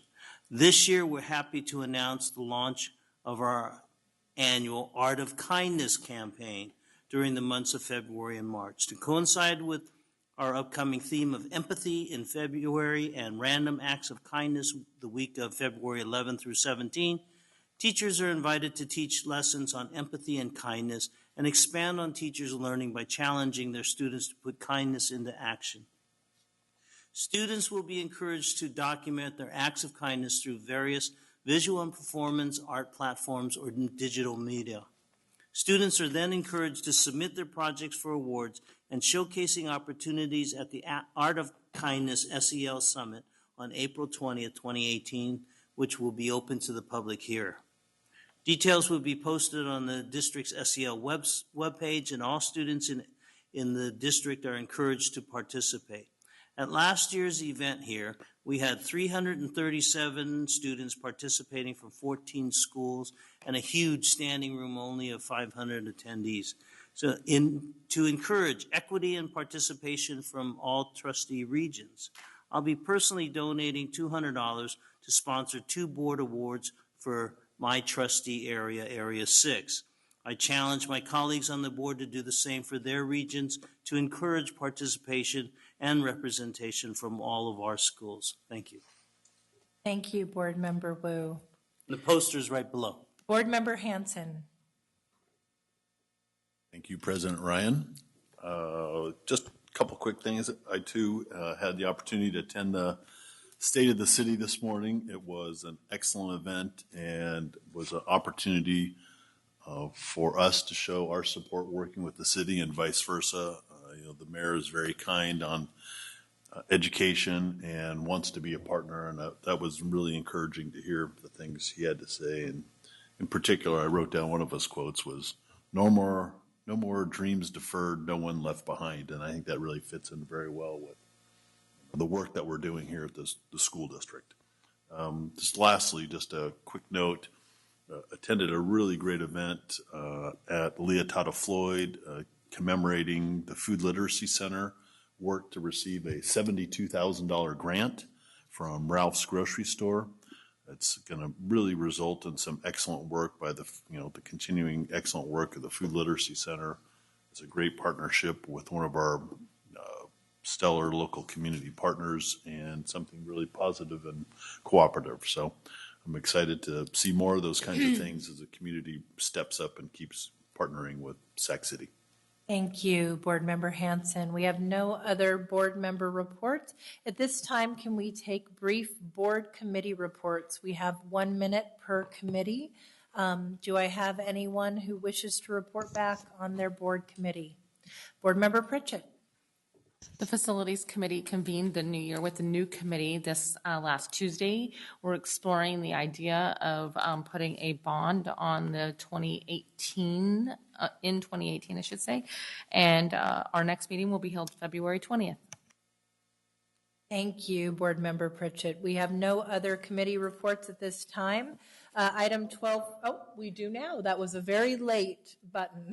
No, I gotta be quicker with it. I just wanted to announce that our Policy and Governance Committee will be meeting every second Fridays of the month from 11:30 to 1:30. And the first the first hour of our committee meetings, we're going to be dedicating that first hour for work sessions around Safe Haven and the board policy to strengthen our board policy. So our ask on behalf of the committee is we're really encouraging our local nonprofit organization and local advocacy groups to attend and to really be part of really building this policy development for the Safe Haven board policy. And so I encourage everyone to attend.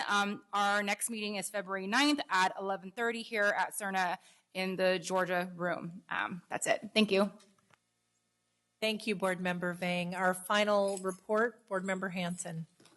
We held our first budget committee hearing of the year earlier today.